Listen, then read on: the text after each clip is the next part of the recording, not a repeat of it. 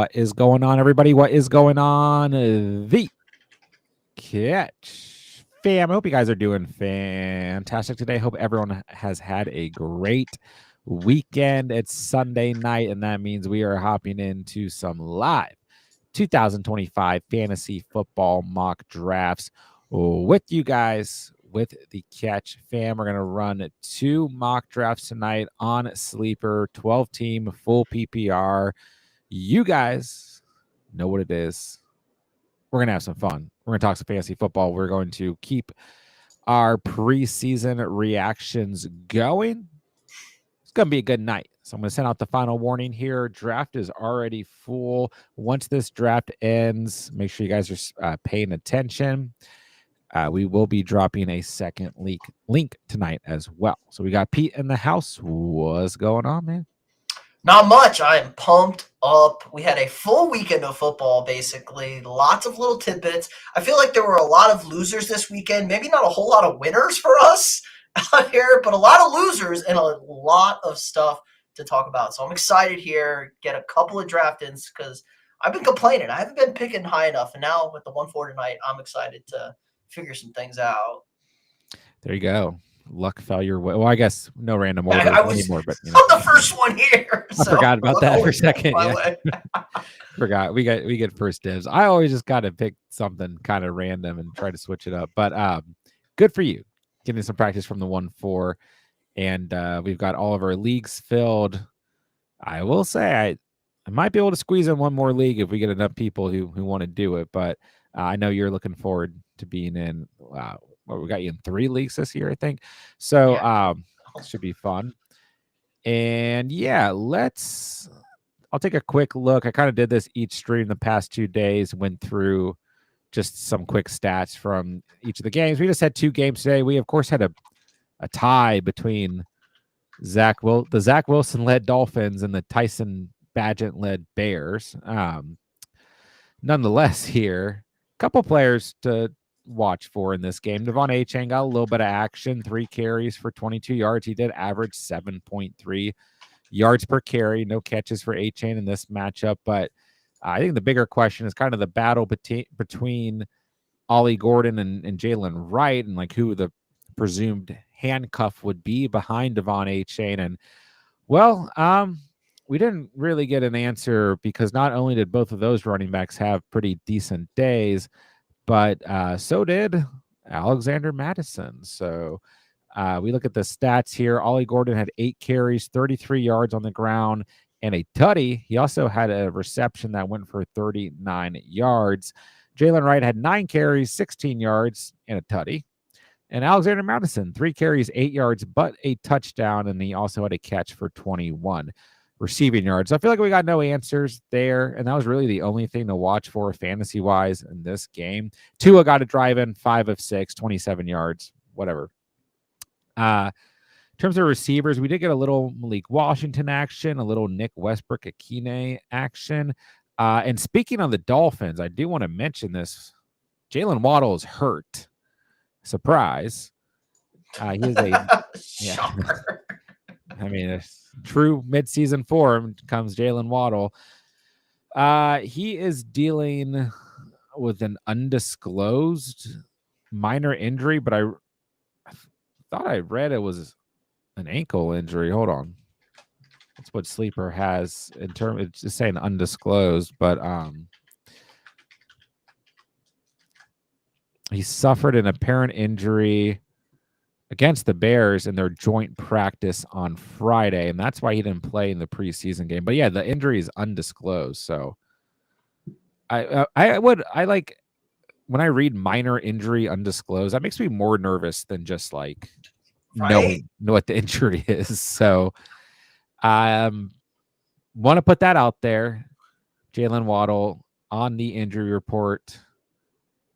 Do what you want with that information. Could impact ADP as the next couple days go on. In terms of the Bears, we really didn't see. I mean, there were things to look for here. Okay, we know Roschon Johnson is hurt. So in terms of who's going to be the guy right now, if he's not ready week 1 behind DeAndre Swift, I don't know that we got any true answers here. We saw 6 carries to the rookie Kyle Monagani. I don't know how to say his name correctly. 7 carries to Deion Hankins, 7 to Ian Wheeler, and 2 to Travis Homer. And I had no idea Case Keenum was still in the league, but he had a pretty good day at quarterback today. I had 2 people say that to me today too when we were like just talking. They're like, Case Keenum still plays? Shout out Case Keenum. He also had a carry for 2 yards. But yeah, we saw, spread out to the different running backs here. I don't think we got any true answers. They all played. I mean, I would say Kyle Monagani, 5 yards per carry, probably had the best day. But I don't know exactly at what point he went in. So I guess worth noting Travis Homer 2 catches as well. And Ian Wheeler had a catch too. I think the biggest takeaway from this game is that Caleb Williams will get benched for Tyson Badgett if, maybe for Case Keenum. Feels like it. Yeah. But Caleb is he's getting cut from this team. It's over. I'm already selling it. It's done. I mean, Keenum is a legend, The only other thing I would note is Luther Burden had 2 catches. I mean, Colston Loveland did play, I think is worth noting as well. He had a catch for 8 yards because he's been banged up. But not a lot of fantasy action from the Bears today. And we had the Saints Chargers to wrap things up for week 1's preseason. Tyler Shuck threw a pick 6, but he also threw a 54-yard bomb to Mason Tipton. And I would say he's the hot hand at quarterback right now. I mean, Jake Haener was fine in this game too. But I think Shuck has, even with the pick 6, which was pretty bad, I think he has the advantage over Spencer Rattler right now. Rattler was 7 of 11 for 53 yards passing. 3 carries, 22 yards, 7.3 yards per rush for Rattler. Okay, that's not bad. Tyler Shuck had 1 carry for 3 yards. Jake Haener had 1 for 7. Jake Haener was 5 of 8, 41 passing yards and a pick. So I think you're willing to give your 5th round rookie quarterback a pick 6 in his first preseason game. If Kyler Murray can throw the pick he threw last night, there's no pick worse than the Kyler Murray pick last night. You're fine. He's fine. You're right. He's totally fine. I mean, we're looking at the options for the Saints, which this will impact fantasy. Whoever this Saints starting quarterback is, whether you're looking at Kamara or Olave or a deep best ball pick at quarterback. I mean, we are talking about one of these 3 guys is going to start. Unless they trade for Trey Lance, who I didn't. We'll talk about Trey Lance in a second. But other than that, Clyde Edwards-Helaire is on the Saints, and Cam Akers is on the Saints. And we're really, I guess we are looking at who the next man up is. And Kendre Miller had 6 touches, but I don't think we got any answers there. And I don't think we got any answers for Saints wide receivers who aren't named Chris Olave. I mean, we saw a lot of Saints wide receivers on the field today, some tight ends, some running backs. I don't think there are any true answers. Mason Tipton did make a big play. I guess you could argue that. But Chargers, barely practiced this week, canceled a scrimmage because they are very fearful of injuries, and I don't blame them. But Trey Lance is just being thrown out into the fire, and kind of like that. He was fine today. 7 rushing attempts for 8 rushing yards and a touchdown, with 7 of 14 for 55 passing yards. I think keeps trending this direction. Trey Lance is solidifying himself as the QB2 for the Chargers. In terms of running backs not named Omarion Hampton, I don't know that we really got any answers today. And once again, I don't know that the Chargers were really playing anybody. You look at the names today for running backs and receivers that played. I mean, they're really looking at deep cuts at this point. They've already played one preseason game, where a lot of the teams outside of the Steelers this weekend had only played one, and Steelers and Chargers obviously played the Hall of Fame game. So not a lot to look for, but Trey Lance, we like a good redemption arc around here. Let's go.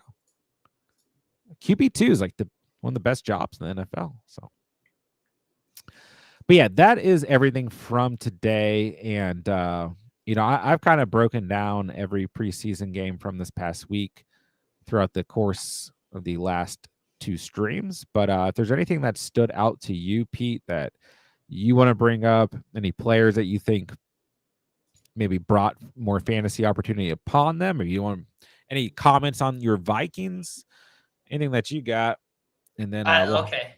I don't oh, know if everybody's ready for these hot takes. Just kidding. I'm sure you guys. Travion Henderson, I know you talked about it a little bit. It was Friday night. Gotta just love that he's on kick return duty. That adds a whole another element. Even if he's not going to get the starting touches in New England, positive signs all around for that team. They look super well coached, super well prepared. They look like the most prepared team this weekend. So kind of high on all my New England stock. Drake May, Stephon Diggs when he goes out there and plays. We'll figure out who the second wide receiver target is. Who the hell knows up there.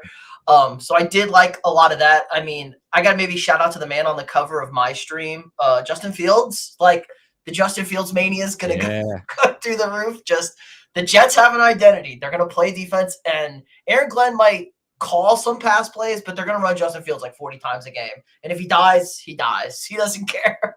So we're going to see a lot of Justin Fields, I think. So I would maybe lean to taking Justin Fields higher than we've seen pretty much all offseason. People like him as that flyer quarterback, but I think you're going to see him like ahead of Herbert, ahead of Lawrence. I could see some people starting to take – I'm massively concerned about Kyler Murray.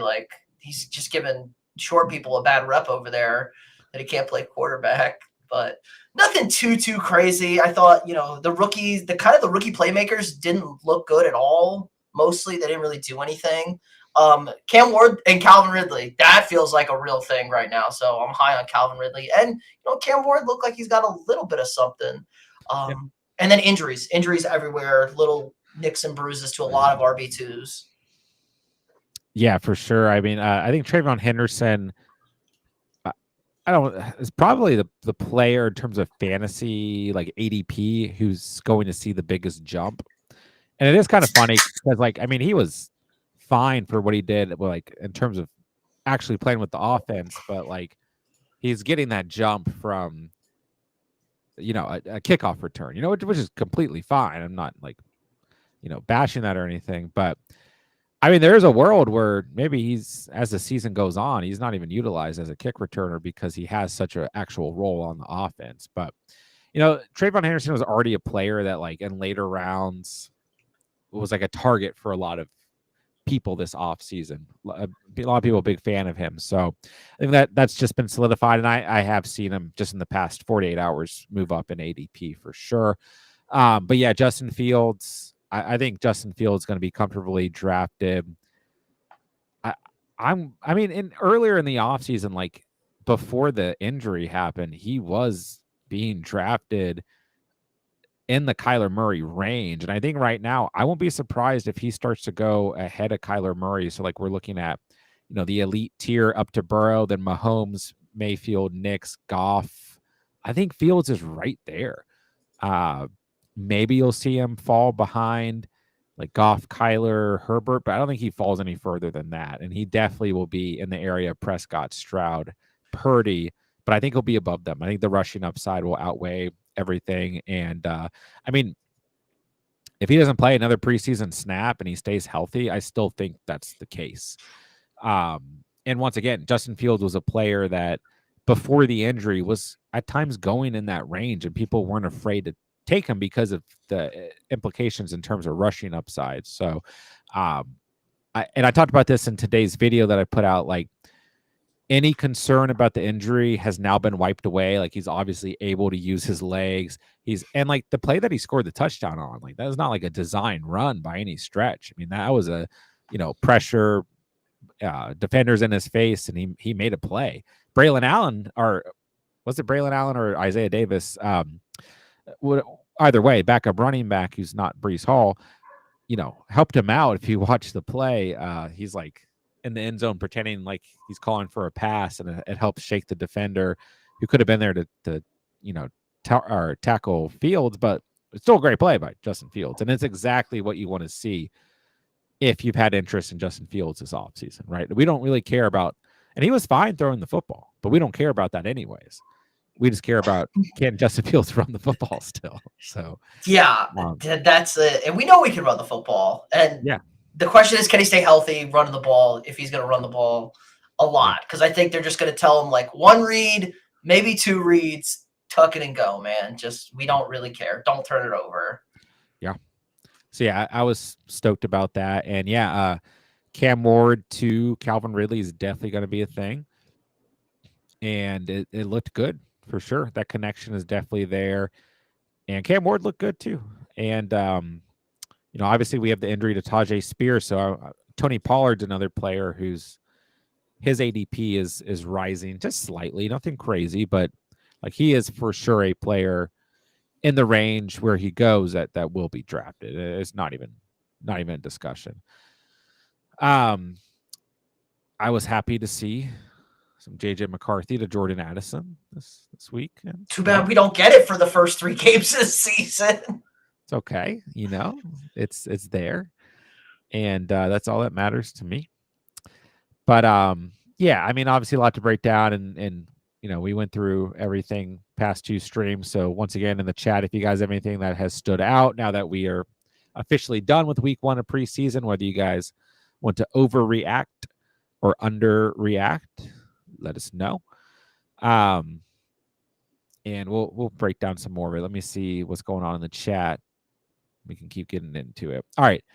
Charlie, what's going on, bro? Hello. We have you in the... Yeah, we got you at the 1-9 tonight. What's up, bro? J Fitness is in the house. I guess I'm going Monty. See, like Henderson is... I mean, I've even seen him go before Connor and Chuba, but he's just not going to really last past the middle of the 5th round anymore. Mr. Magic, rank these guys full PPR: JSN, Wilson, Higgins, Tyreek. I will say, I mean, the Dolphins wide receiver room is kind of a conundrum right now. Like Waddle might be banged up. I mean, he is, but we don't know what the severity is. Hill may or may not be getting traded. Is that just a smoke screen? Like, I mean, they're saying Tyreek Hill has an oblique injury, but then like word on the street is he just doesn't want to practice. He wants to entertain trades, and some people are saying that's a smoke screen. Like, I don't know. I still think Tyreek Hill is a good value at times.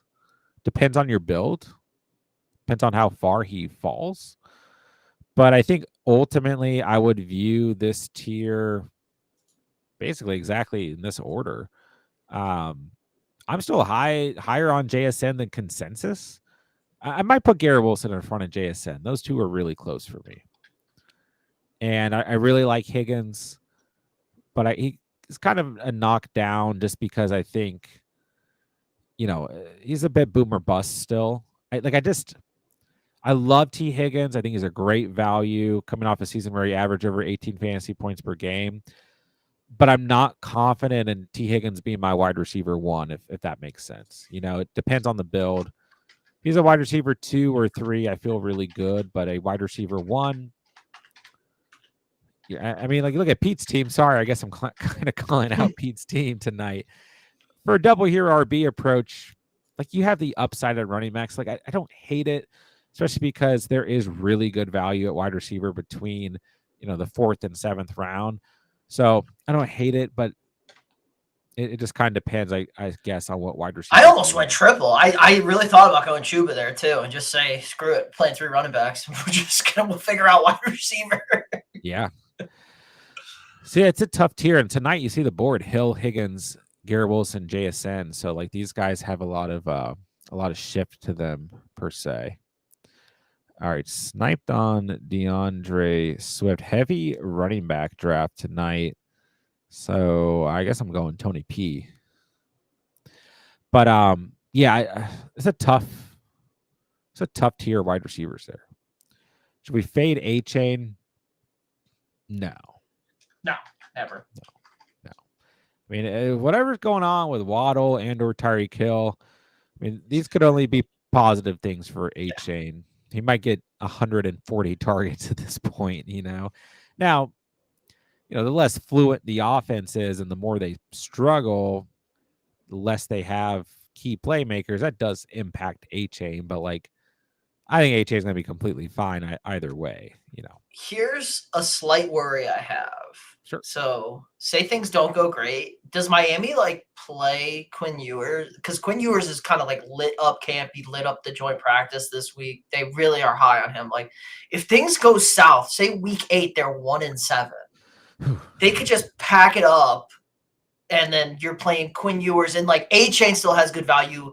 But what is a guy like Waddle or Tyree if Tyreek's still there? What does that look like? Because that could get really weird really fast, I think. Yeah, I think it's too tough. I think they would tank with Tua. I mean, years ago it was tank for Tua. Tank for Tua, tank with Tua. I think because at that point, what's the next move? They have to trade Tua, so I think that they would still be trying to win every game and have Tua on display. I mean, he's locked into a pretty substantial contract, so I think once again, here in the preseason and training camp going on, they might be, if he's lighting up training camp and everything, then I think the Dolphins have been in need of a true QB2. Hey, Skylar Thompson crushed this weekend. Yeah. But he's not on the Dolphins anymore. I know he's on Pittsburgh. What I'm saying, Dolphins got their backups. But again, you could pack up Tua, say, "Hey, does somebody need Tua? He's not hurt. He's totally fine and healthy." If yours is good. If it's a blow up, because I think the Dolphins are trending towards they got to blow this whole thing up. Yeah, the other scenario would be Tua does get hurt and Quinn Ewers is the guy who comes in because I do think he is ahead of Zach Wilson right now, who looked just sad today. Typical Zach Wilson fashion out there today. So, it's a bit of a hypothetical, and I think at that point, I'm still okay with Devon A-Chain, no matter what, because he's played with some pretty poor quarterbacks and been okay. Although last year's success was, sorry guys, I didn't realize this was up on the screen, essentially tied to Tua's health. So I think it's too early to say fade A-Chain, but we shall see. Let us know in the chat how you guys are feeling about the Miami wide receivers with the new Waddle news in terms of injury and what you guys think in terms of Tyreek Hill. Ray Gamer, random post, how you guys doing? Mr. Magic says, I'm scared for Marvin Harrison Jr. I am kind of scared right now. And I've gone back and forth because I think positive regression is still there for MH this year. But the coaching staff hasn't changed, and I'm just afraid that they're going to end up using MH the same exact way they did last year, which doesn't benefit him. I'm not as worried about the fact that Kyler Murray threw a bad interception in a preseason game. In reality, right, we have a very limited sample size of Kyler Murray from the preseason, and every other pass from Kyler was really good. And in a full game, the interception would happen, and he would keep playing. And you look at a lot of his games last year, you probably get a decent game out of Kyler at worst. Kyler threw a lot of interceptions last year, right? I'm still a QB 10 in fantasy with 11 interceptions last year. So, outside of that, he was super accurate last night. He was 7 of 8. So, I don't know. I don't want to overreact too much here. It's really easy this time of year to just completely overreact. And I can understand, if you've been drafting a lot of Marvin Harrison Jr. and a lot of Trey McBride, and maybe you're kind of because there were times last year that offense wasn't great for fantasy. They were very spiky up and down. Even, it felt like Trey McBride's true upside was somewhat limited because 2 touchdowns all year. Yeah. 2 touchdowns for him, I think. Well, one was a rushing touchdown, right? Yeah, no? I know. He didn't have a receiving touchdown until like week 15 or something like that. Okay, so he had one. He had a Receiving receiving touchdown week touchdown. 17. Yeah, and then one in week 18. Then he had a rushing touchdown He had a somewhere. rushing touchdown early. Yeah. So I felt like, I mean, the true And he was tight upside end could have 3. been Tight way end higher. 3. Like, come Yeah. on. He easily could have been tight end 1 last And year. he missed a game last year too, week 4. So, you know, I don't know. I can understand the concerns, but once again, just like it's really easy to look at Jalen Coker on the Panthers and get excited, it's also really easy to look at Kyler Murray and the Cardinals offense right now and be a little bit hesitant. But we don't want to over or underreact. We just want to take everything in and start to play some hypotheticals about how these things could impact players from a fantasy perspective.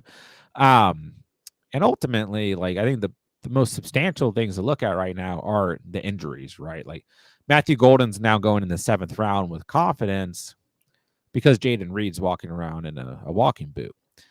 And Romeo Dobbs still on this team. Tucker Kraft's still there and still going to run a lot with Jacobs, but it is looking like the opportunity for Golden to play as a true wide receiver 1 is coming in now. He can't be a wide receiver 1. He's number 22. It's off the board.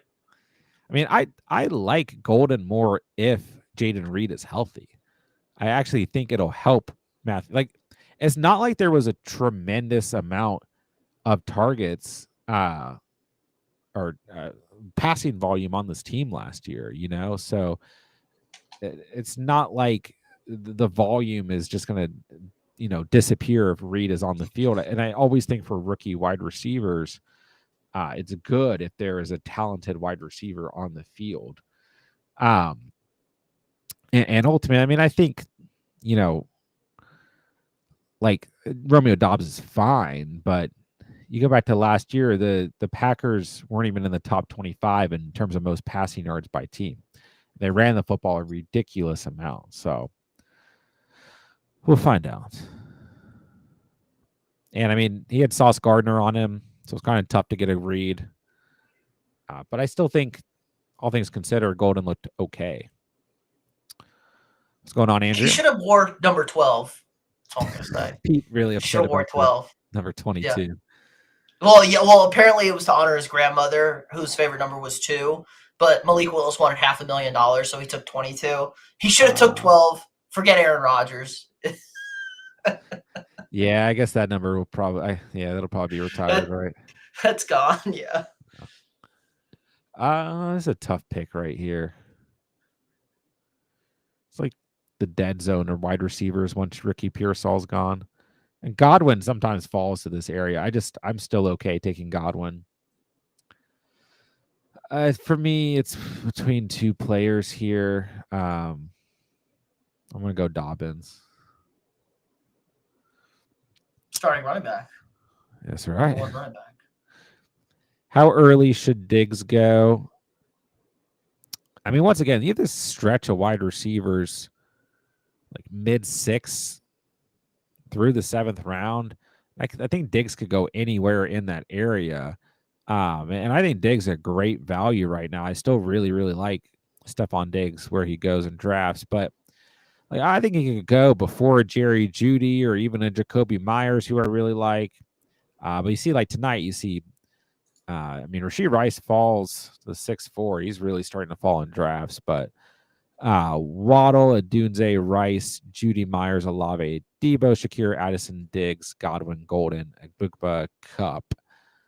I mean, really, you can see Diggs go anywhere in that range, but I think it's perfectly okay for him to go as early, as the middle of the 6th round, because he is locked in as a wide receiver 1, in my opinion, on the Patriots. And he's looked good through training camp. More Fields glaze. I mean, hey, we are I am a long time. I'm not. Justin Fields can't throw the football, but he's good for fantasy because he can run a lot. Fantasy-wise, I've always been a Justin Fields believer. It has hurt me at times. It has helped me at times. JSN with Darnold is scary. I mean, I don't really agree with this. Justin Jefferson was the wide receiver 2 last year. Jordan Addison was wide receiver 21. I mean, it's a different system. Kevin O'Connell's not leading the way here. And I mean, at the end of the season, Darnold did start to look like he was seeing ghosts again. But I mean, no matter how you want to slice it, JSN's going to catch a lot of passes. Yeah, and just great Darnold PPR. Darnold had an MVP caliber season last year. Let's not get carried away. I already had to fight my chat on well, it wasn't last night. It was Thursday or something about Darnold had 4 turnovers and no touchdowns in a game last year. Everybody forgets that. Who cares? And I mean, I'll say this much. This is going to be a run for a system with Clint Kubiak as the OC. And listen, I like Cooper Kupp to a degree. I don't think he's 100% dead in the water. And it is going to be an interesting battle for the rest of the wide receivers here. But if you guys have been paying attention, I like Torrey Horton, the rookie, a lot. And he's been lighting up training camp. He did well in the preseason action, scored a touchdown against the Raiders. And MVS could have a role here. Jake Bobo's hanging around. There's going to be a little tight end battle led by the rookie Elijah Araro out of Miami, who a lot of people are giving the nod to over AJ Barner. And once again, Kenneth Walker / Charbonnet will get more targets and receptions under this system for sure. But with all that being said, it is JSN is the number one. There's not even a debate. JSN is the number one target, and we'll see all of the volume here. And Sam Darnold, no matter how anyone feels about him, is good enough to support JSN. I mean, Geno Smith has been very accurate the past couple seasons. He's had his own issues too. It's not like, I think Geno Smith is fine, but it's not like Geno Smith is a phenomenal quarterback. Darnold will be good enough, and I'm not worried about JSN personally. Who am I drafting? Yeah, Jordan Mason goes at the 8-7. For me, it was Dobbins or Mason with that last pick. I guess we go ahead and mention that Rachaad White is hurt, since we haven't talked about that. I guess I'm going to go tight end a little early, and I'm going to go Ingram, take 2 Broncos back to back. But yeah, what I'm interested to look for is if Sean Tucker starts to get some looks in some of these mocks. I don't know if he will in a 12-team mock. I think in underdog or deeper drafts, he will, being that he did score a touchdown in his limited preseason action. But, I do think Bucky, he goes to 2-7 tonight. I think Bucky is now solidified in the 2-5 to 2-8 area. It's going to depend on the draft because it's still a really strong tier of running backs with Jacobs and Chase Brown and JT. I'm glad that Kyron's back in that range. I guess I'm not glad, but I've viewed him as that high throughout the offseason. And now Hampton has crept into that area or just outside of it. So, I do think that the main result here is that Bucky is leading that tier, maybe behind Jacobs. I guess looking at the board behind JT still for some people, but ultimately Rachaad White is a very, very good pass blocker. Very, very good in pass protection. And that's, I think, the saving grace here for Rachaad White, who, once again, Rachaad White could be ready week 1. And Sean Tucker is not great in terms of his pass protection. So I do think some people are looking at this should we be moving Bucky up? Because this is still a 1A, 1B potential with Sean Tucker if he's the 1B. He's not Rachaad White. He can't be, in theory, a third down back because he's not as good of a pass protector. But Sean Tucker could get volume still if Rachaad White's not ready. But I think ultimately, I'm fine with Bucky being turned to notch up in ADP. But until we get a true diagnosis, I'll probably take Rachaad White at the value now. Can't quit him. Just can't quit him. And it's not just Rashad White. You know what I mean? Like, we have to look at some of these players that are dropping in ADP because people are just assuming, like, oh, they're hurt, so I don't want to draft them, which to degree is fair. But like, you see like Joe Mixon in the 7th. Like, I'm starting to look at Joe Mixon a lot and be like, dude, if Joe Mixon's ready by week 2 or 3, like, then he just becomes a super solid value where he's being drafted now. You know what I mean? Chris Godwin's dropping. Like, I drafted him tonight, so he didn't really drop. But there comes a point in drafts where like Godwin is just a value. It's the same thing as like Jordan Addison. Like, Addison is just a value because like we know he's gonna miss 3 games, but oh well, like you just start to plan for him not being there for 3 games, and then like what to expect after that. So it's like, I get it with injury, the risk for re-injury will go up, right? But like, if some of these guys who are hurt are ready week 1, then like, what does your viewpoint become? Like, you're probably still going to be willing to draft them. Like, if Jaden Reed is ready week 1, he falls to the 9-2 tonight, which not like a lot of people were super high on Jaden Reed as is, but at what point do you say, oh, like I don't really care about this given ADP? All right. So I'm gonna put my money where my mouth is tonight. I'm gonna draft Justin Fields right here. Oh, my screen is lagging. Maybe I'm not. There we go. Backup screen's not working. Take him ahead of Goff, Kyler, and Herbie.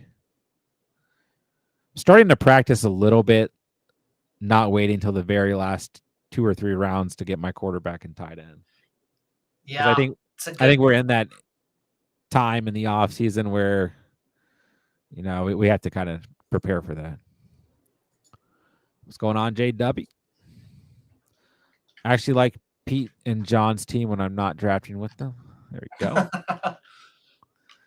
Don't worry, we're going to run a second mock after this one. We got a couple more rounds, and then we will be running a second mock. We'll do team reviews still. Tua QB1, Dolphins #1, says Prey. There you go. There's your guy. Micah, do you think a London and Henry start would be better than a CMC London or A-Chain London in full PPR from the 111? Yeah, and like on Sleeper, for example, London is a little bit lower, but I think on some other apps he's a little bit higher. But like, he's a beginning of the second round, sometimes mid. Like, I got him at the 2-6 in tonight's draft. So I would say, generally speaking, I mean, all these combinations are fine. I hate this answer, but like, none of these combinations are really that different for me. Like, I think we're splitting hairs with Henry, CMC, A-Chain, and then it's just London's the option in all of these for wide receiver. So I would, in my rankings, like I have these guys ranked as Henry, CMC, A-Chain. So I guess that would be the order that I would go for, but it kind of depends on your personal opinion on Christian McCaffrey. Actually, I may have A-Chain in front of C-Mac. Let me check. Because that also makes... Yeah, I do. So let me take that back. I was thinking... I think the risk is still baked in when it comes to Christian McCaffrey for me. So I'll say that's my answer. I'll go Henry, Lundo, A-Chain, Lundo, C-Mac, Lundo. But if you're higher on Christian McCaffrey, then either of these guys, I'm okay with it. I still trust Henry the most here. I think Henry needs just over 1,300 rushing yards this year to become to break into the top 10 all time, or he is number 10 all time in terms of rushing yards. And I think they're going to try and get him as close as possible. I don't think they really need to try that hard either, I was really, really high on Derrick Henry last offseason. He had 1,900 rushing yards last year. Like, if he regresses from last year, it's like he's still a top 10 running back in fantasy as long as he's healthy. So I'll take the floor with Henry, then I'll go Lundo. Then I still think the risk is associated with CMC. So, but all reports this offseason are that CMC is 100%. Jay Finnis, what's up with the 1-1, 1-2 turn today? 2 QBs and 2 tight end teams. Yeah, I haven't even noticed. But yeah, Vincent with McBride, JD5, Nix, Chance with Bowers, Hurts, Hawkinson. But some good values there. They both just went tight end early. But JD5 and Hurts at the beginning of the 5th, Nix in the 8th, Hawk in the 8th as well as Hawkinson. Never mind. I was going to say, wasn't he banged up, but he played, so I guess he's fine. Yeah, he's a little banged up. I just don't know. McCarthy didn't look at Hawkinson much on Saturday. That's all I'll say. He had Hawkinson a couple of times on third down, and he didn't really look at him. Yeah, I've been pretty low on Hawkinson. Like, I just feel like, I don't dislike Hawkinson. I just feel like his ADP's been kind of caked up this offseason. Like, I'd rather just wait and get Mark Andrews or Evan Ingram, or if I don't get one of those guys, I go for like an Njoku or Tucker Kraft. I get that Hawkinson wasn't fully healthy last year, but like, I don't know. I mean, last year was pretty frustrating if you own TJ Hawkinson. He wasn't really that great. And we saw the Vikings utilize a lot of tight end sets that put other rando tight ends out there. Hey, they're not random. They're collected. Sure. We collect tight ends. We signed another tight end this past week because we need to have 6 or 7 practicing at all times. Well, I just didn't want to disrespect any of them because I couldn't remember some of the names that we Johnny Munt, the GOAT. Johnny Munt. There we go. We need to get Pete a Johnny Munt jersey, although he's not a Viking anymore. But no, he's on the Jags, so hey, the Trevor Lawrence to Johnny Munt connection is gonna hit like crack. Yeah. He's the tight end. He's actually gonna be what we think Brenton Strange is gonna be. Imagine. Yeah. It's like when I was drafting Luke Musgrave last offseason all over the place, and then Tucker Kraft was the right Packer to pick. So. All right, rank these guys. Gibbs, CD, JJ, Saquon. I know we're splitting hairs. Yeah, I mean, we're definitely splitting hairs. And also depends, like, do you want to start your draft with a running back or wide receiver? I will say I probably still have Saquon here as a top player. And then I don't, for a lot of people, they're moving CD in front of JJ, and like, I don't hate that. And I really like CD. I still have JJ as my wide receiver 2, then CD is my wide receiver 3. And then it's Gibbs. I do think Gibbs is at the end of the tier for the first tier running backs because, I mean, the new offensive coordinator is already coming out and saying, like, he wants to use Monty all season. Like, he wants a 1-2 punch, which, like, is not bad for Gibbs. Gibbs was fine last year. He just had those really big weeks when Monty was out. Monty was out, yeah. So, I think Gibbs will be 100% fine, and I still think more volume is in the air for Gibbs. But Monty's, I've said it all off season long, as Monty's my RB1 tonight by coincidence, but I just think he's still going to have a big role on that team. So, I don't think it is a negative for Gibbs, but I think it is impactful. So yeah, I go Saquon's, JJ, CD, Gibbs. If you want to flop CD and JJ, I'm fine with it, especially if the hamstring injury concerns you. But I think JJ will be fine week 1. GT Sport, what's going on, man? Have you done a mock going RB with your first 4 picks? An underdog, yes. And sleeper, I don't think so. I may have at one point, but starting to put together some different draft strategy videos. I know I did them earlier in the off season in like June or July. I don't remember. I guess it was July, beginning of July. But yeah, maybe I'll do one with 4 RBs. I don't mind doing it. The thing with underdog drafts is I'll do any strategy and see what happens. J Hang 20. Are your rankings for full PPR and half PPR different when drafting? Generally, I just go off of a full PPR ranking. It doesn't change too drastically for me.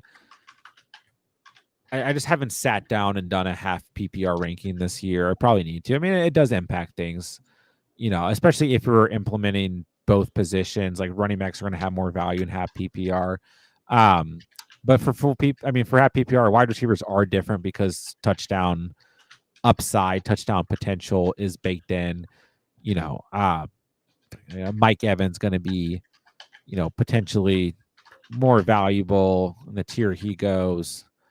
Maybe even ahead of a player that I really like a Garrett Wilson in full PPR. So I haven't sat down and done any half PPR rankings, but generally speaking, they would be different.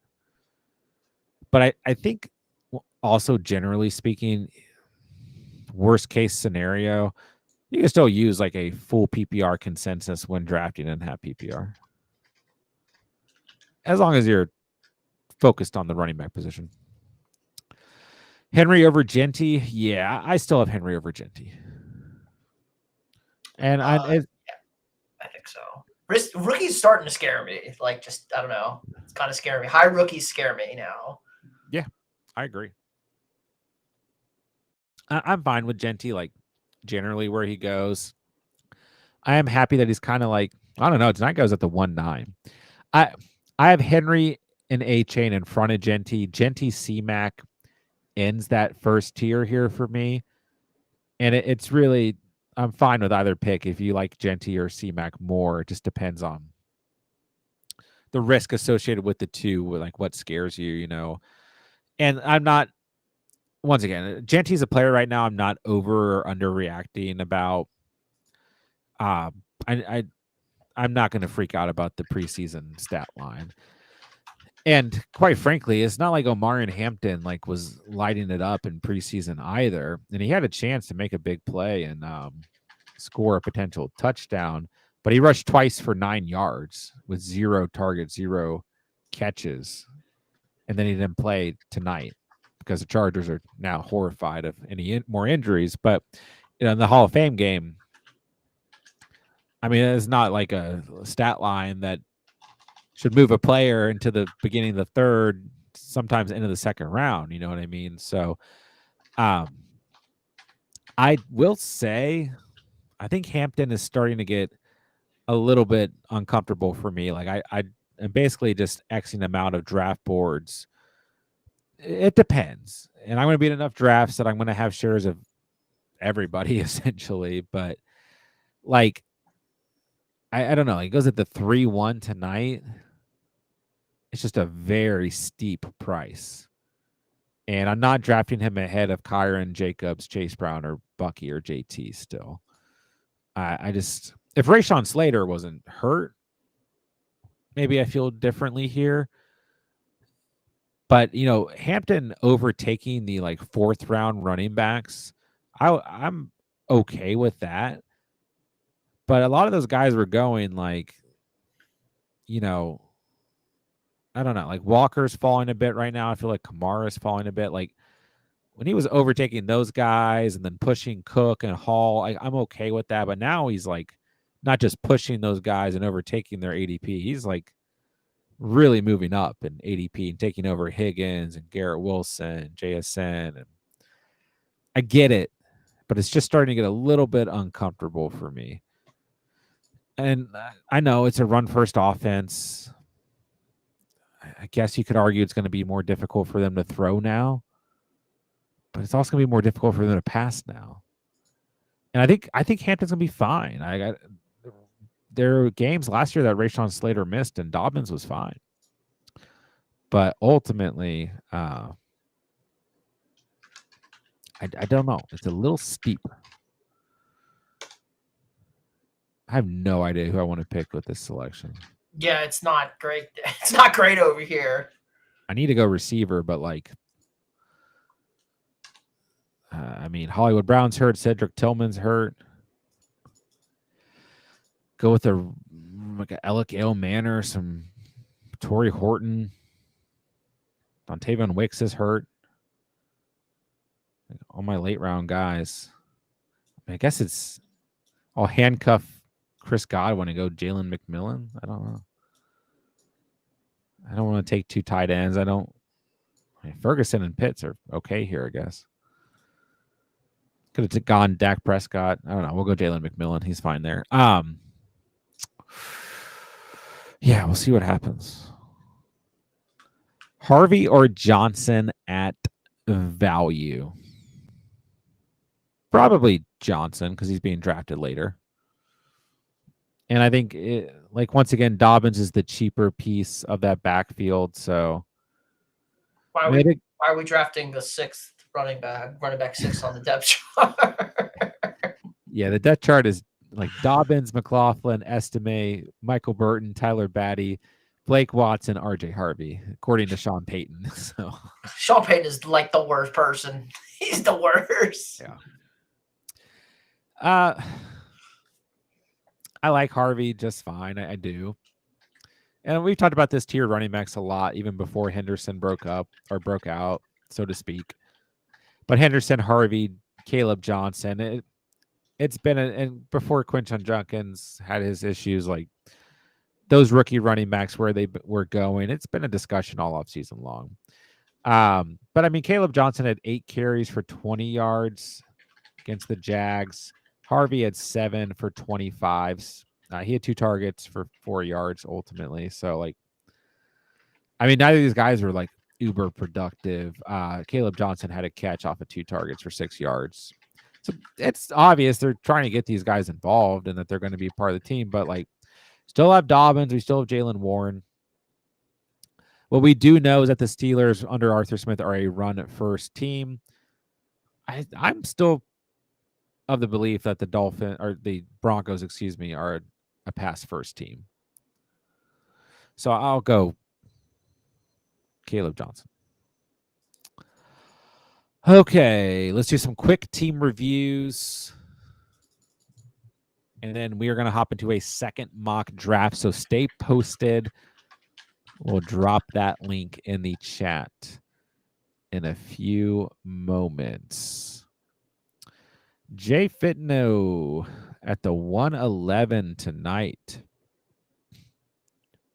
And by the way, Pete, just realized I probably need to email you the I can get on the YouTube, you're going to post in the YouTube chat, I can pull up the YouTube. Oh, well, I'm just going to send it to you so you have it ahead of time. Okay. So it's in your email if that works. I bet. Okay. Sorry. So make sure Pete doesn't get kicked from the next draft. Yeah, all right. Late round QB, late round tight end, Purdy, Loveland, Ferguson. Ferguson, a really good value tonight. Purdy's still fine. There's a late round quarterback. Loveland, fine combination. So you're good there.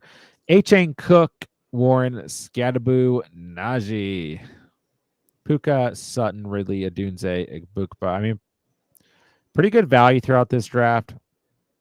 I mean, Najee's another guy that at some point he becomes a value, but he's the scariest player to draft right now. But this is positive. He has a chance to be ready for week 1. Who knows? That's such an ominous situation. I don't know, but whatever. Scadaboo's also banged up. We'll see. All right, so Purdy, one of the 2 tight ends, H.N. Cook, Puka, Sutton, Ridley, Rome Odunze. I mean, the base of this team is very good, so some of that risk associated with the bench players probably doesn't hurt you. Jalen Warren's another player who I think is becoming a bit of a value, potentially, for a few games. Caleb Johnson's backfield to take. All right, Foster's at the 1-9. We got Lamar and Kelsey. Kelsey, good value in the 9. Genty JT Walker, that's nice. Jadon Blue, Rico Dowdle. Look at that little Washington Commander action in JCM. Yeah, they didn't lose 40-10 this past weekend or whatever.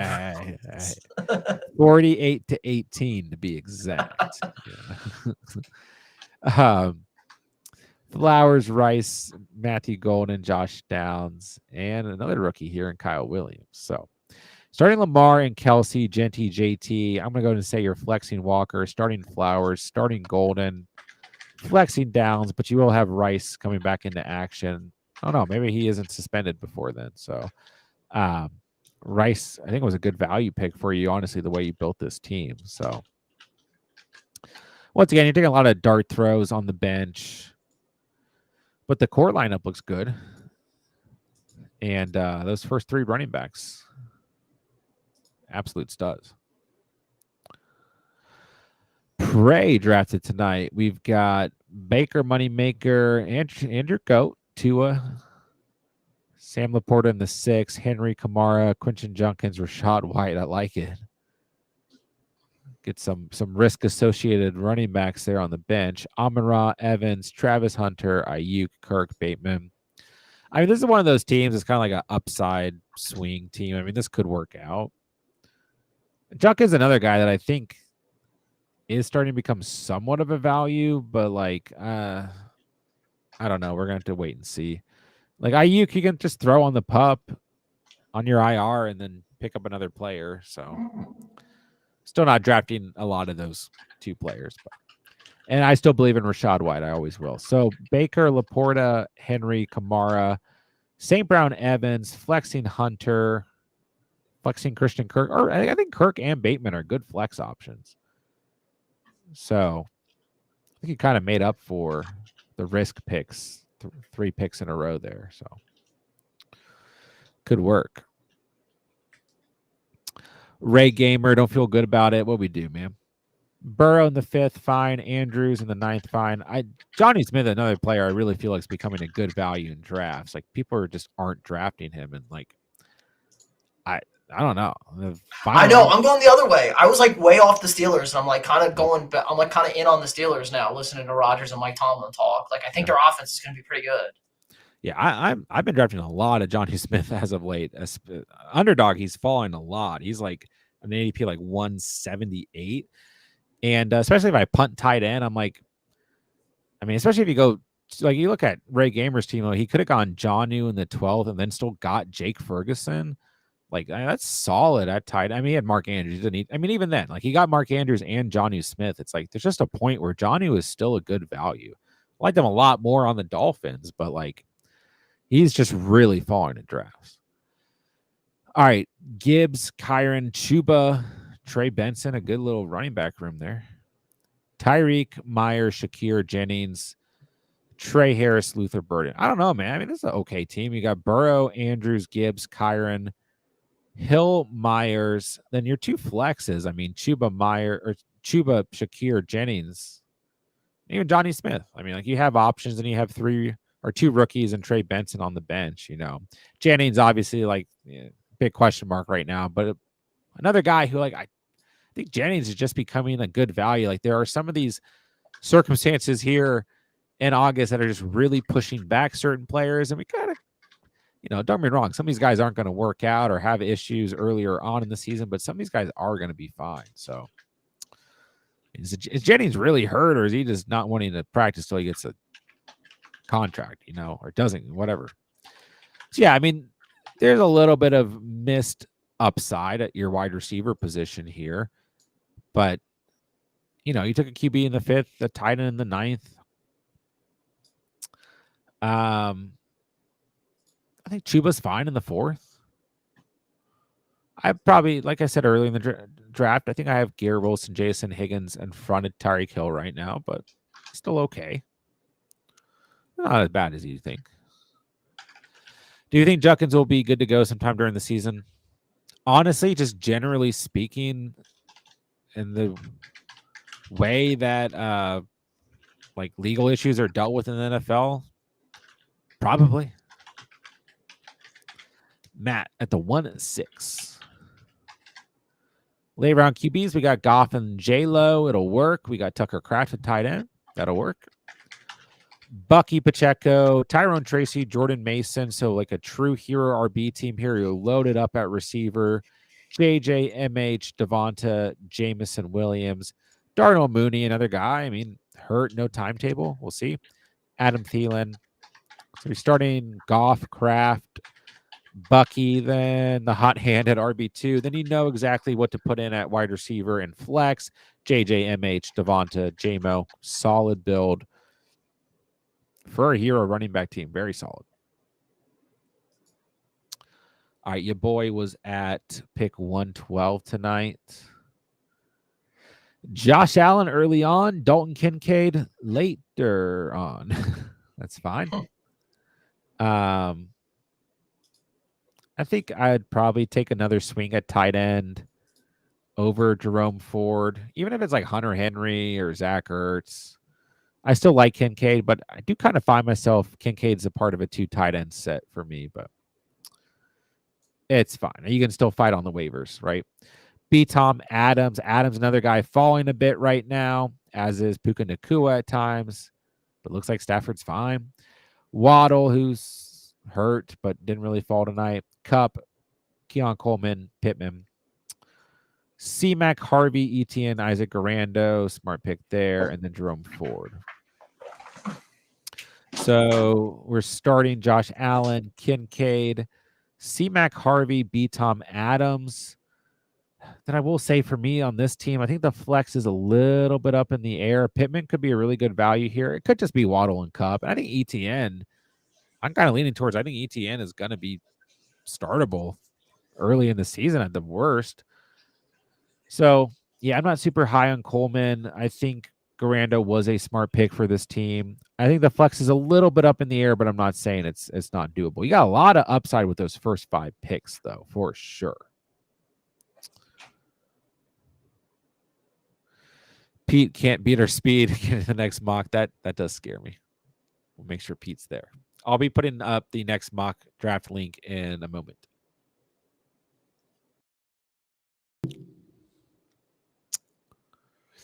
Let me see. As a matter of fact, I think this is the last team review. And then I'll look at mine and Pete's team. So stay posted, but there's the link in the chat for the next mock. All right. Not starting just yet. Vincent at the 1-1. Double quarterback. We got JD5 in the 5th and Bo Nix in the 8th. Trey McBride's at tight end. Jamar Chase, Debo, Higgins, Rondell Robinson, Pat Bryant.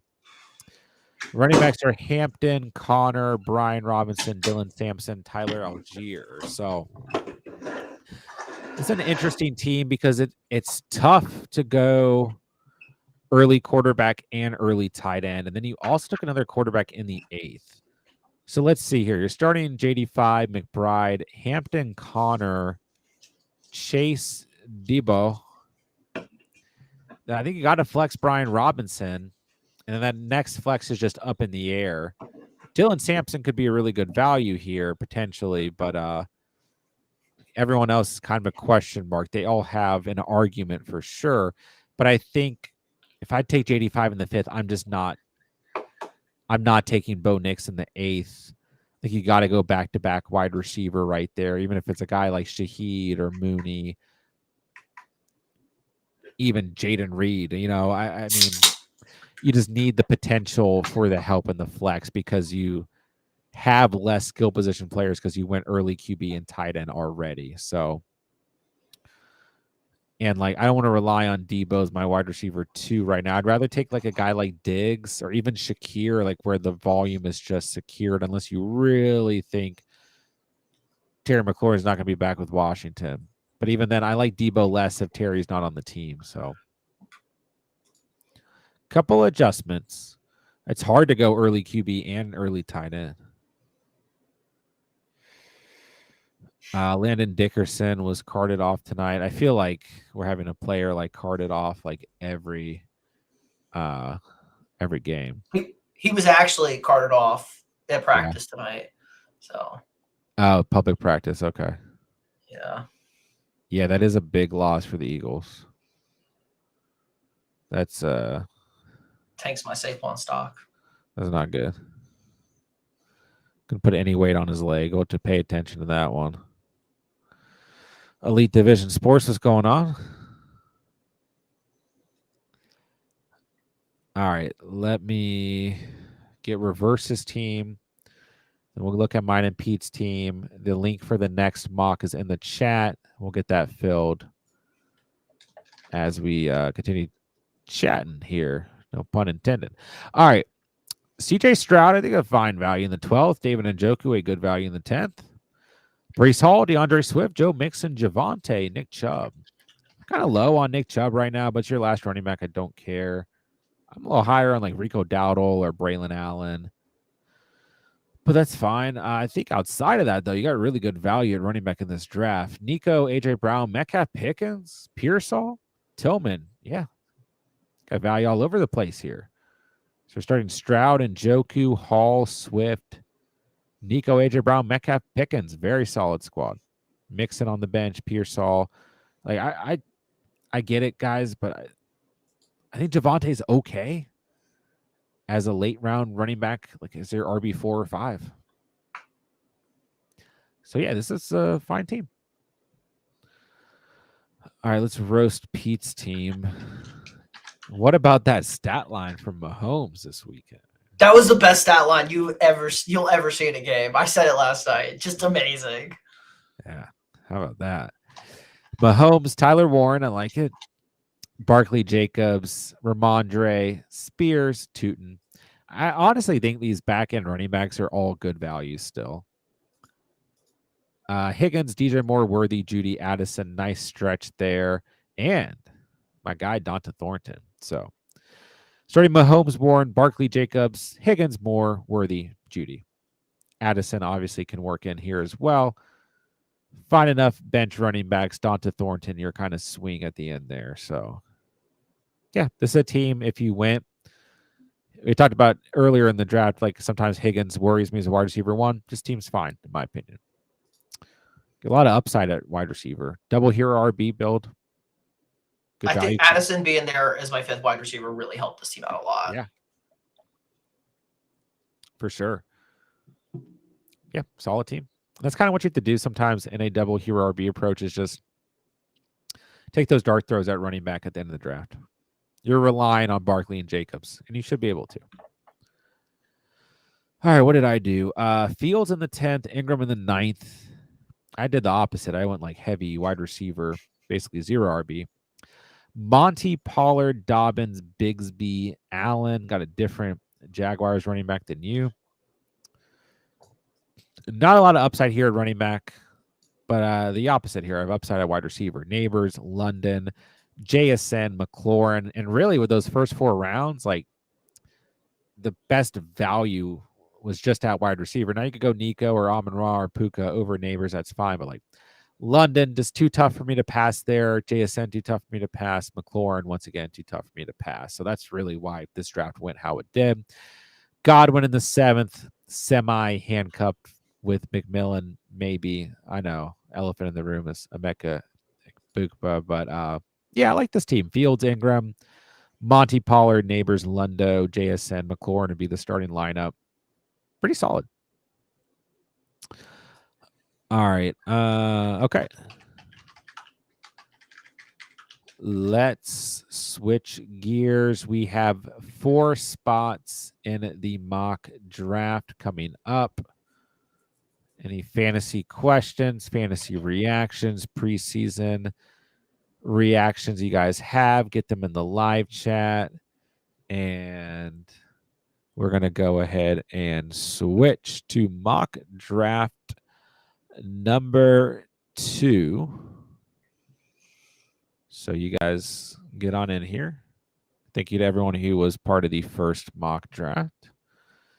I will send out a final warning everywhere that I can before we start. But we'll basically start once this fills 4 spots. Get on in here. If you guys are in the chat, it's your best opportunity because I'm going to put this on Discord as well, and I'm sure one or two people will hop in as well from Discord. All right, so we'll just hang out for a minute while this fills. Shouldn't take too much longer. All right. Let's see. Okay. Let's take a look at. Yeah. My bad. He wants. He's been begging. He's chirping him. He's like, "God, I need to see what your plan is." A lot of things happening. Yes, I told him. I was like, it was the worst possible time for you to hop in as we're rating teams. We're good. I'm excited. All right, 8-teamer. So you're going to be stacked no matter what. Looking for some positional advantage. But let's see. Hurts, Gibbs, King Henry, AJ Brown, a little stack.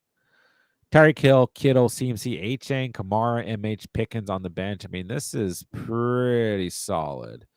I still think Hurts is a huge positional advantage. I'm a Jalen Hurts truther always.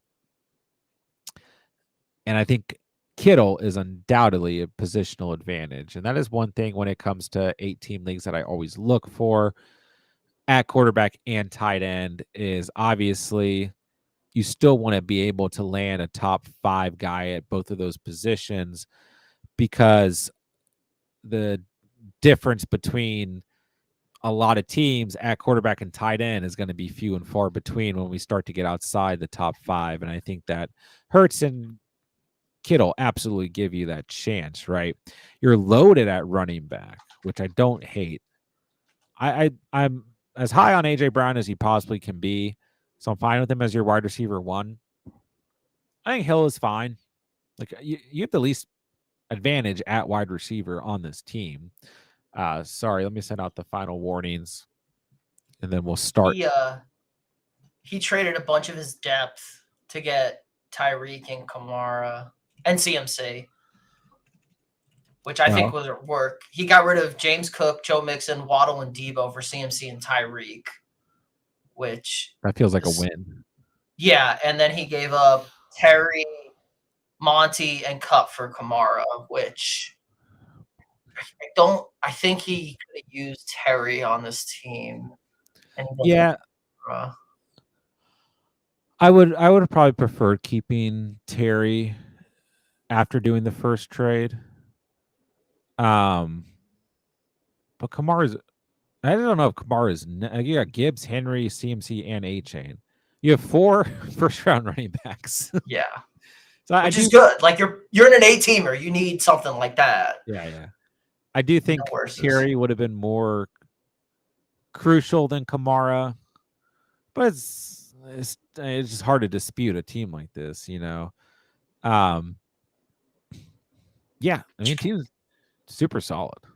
You could do a lot worse in an 8-man draft, trust me. Oh yeah, for sure. I mean, I've done plenty. I used to always do mock draft videos for 8-team leagues. I haven't done as many this year or the past year, but yeah, I mean, 8-team sounds really easy, especially if you've been drafting like in a 12-team format. But it's hard, and it's hard also because you have to make the right calls like every week, you know, because each team is so good. It's a different kind of challenge. Okay, I do have to hit you with this rule. Did you see this? This was kind of going around this weekend, the meme rule. So like everyone's pulling like crazy rules to put in now because everyone's just bored with fantasy at this point. And it was the hot tub time machine rule where after the regular season, every team gets one do-over. So you can switch one bench player with a starter for one week. But everyone does it anonymously, so nobody knows who did it for what game. And then you take the results, and that's your playoff. Those are your finished season results. I was like, that's so much extra strategy that I can't even begin to fathom. That's too much. It's too much. How are people bored with fantasy? It's, you know, it's supposed to be what it is. I think it's we got sports gambling that like we need more. People just need more action. Okay, they need more excitement in their life. I tell them to go play a double like QB Superflex guillotine league or something. That's plenty exciting for you out there. Yeah, I mean, there's best ball, there's auction leagues, there's Superflex, there's double quarterbacks. I mean, guillotine, vampire leagues, DFS, dynasty. If you're not in a dynasty league, there's different forms of dynasty. Like, yeah, or you can just bet on anytime touchdown scores. That'll either ruin your life or make your life better. Usually ruin. Yeah. So I mean, that's a bit much for me. Now, there's other things you can do, like like top score, like keep track of top scores and have a payout for that. Like, you I can like quarterback tackles are worth 50 points. Yeah. So if your quarterback, some of those bottom tier quarterbacks aren't so bad anymore right now.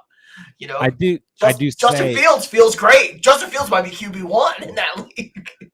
I do say every year, like, I want to do like a $50 buy-in league where it's like 3 tight ends, like 1 wide receiver, like 2 quarterbacks, defense kick, just like something ridiculous, like 1.5 points per reception, tight end premium, like would just make no sense. But no one ever wants to do it with me, so I think you have to test drive that first. You have to find a committed group, maybe not making a buy-in the first year and see how it plays out with everybody. And then you can be like, all right, let's roll it. Yeah, just implement every rule. Like, it's a keeper league. Weekly. How about weekly redrafts? Weekly redraft. Well, that's not really. It's close to what best ball is, but not really. Yeah. But you can only redraft your bench or something. Like, if you didn't start a guy in a week, you lose your bench into the week. Let's go crazy here. I'm all for it. I think the first 2 years of the channel, we did a mid-season draft. It's too much for me to do now, but I do like doing a mid-season draft. I think that's fun. The league number 1 that's still in place to this day for the catch community started as a mid-season draft. So there's fun fact about the channel. In a 2-flex league like this, do you like solid flexes or QB tight ends leaning towards flex? Yeah, I would say leaning towards the flex position. And if it's full PPR, generally I'm leaning towards wide receivers in the flex, but obviously past year or so, I mean, the running backs are viable options in the flex as well. All right, Elite Division Sports in the mock with us tonight. Let's go with the 1-3, starting off heavy running back. J Fitness goal in this box is snipe catch a few times. Yeah. I didn't think B Tom would make it back to me, but she did successfully do that. I am kind of struggling in that area, like Neighbors, Amon Ra, Nico. I'm like, I'm going to be in enough leagues. I've done enough drafts on Underdog. I'm doing a ton of drafts with the Fantasy Endgame community on their new fantasy football app this year. And I'm going to have exposure to everybody, but I'm like, I struggle with that tier of wide receivers right there. And even the running backs. I just like everybody so much that I just got to make sure I switch it up. Let's talk about the mock that's going on. Yeah, we usually kind of let it play out a bit so we don't, end up determining anything too much.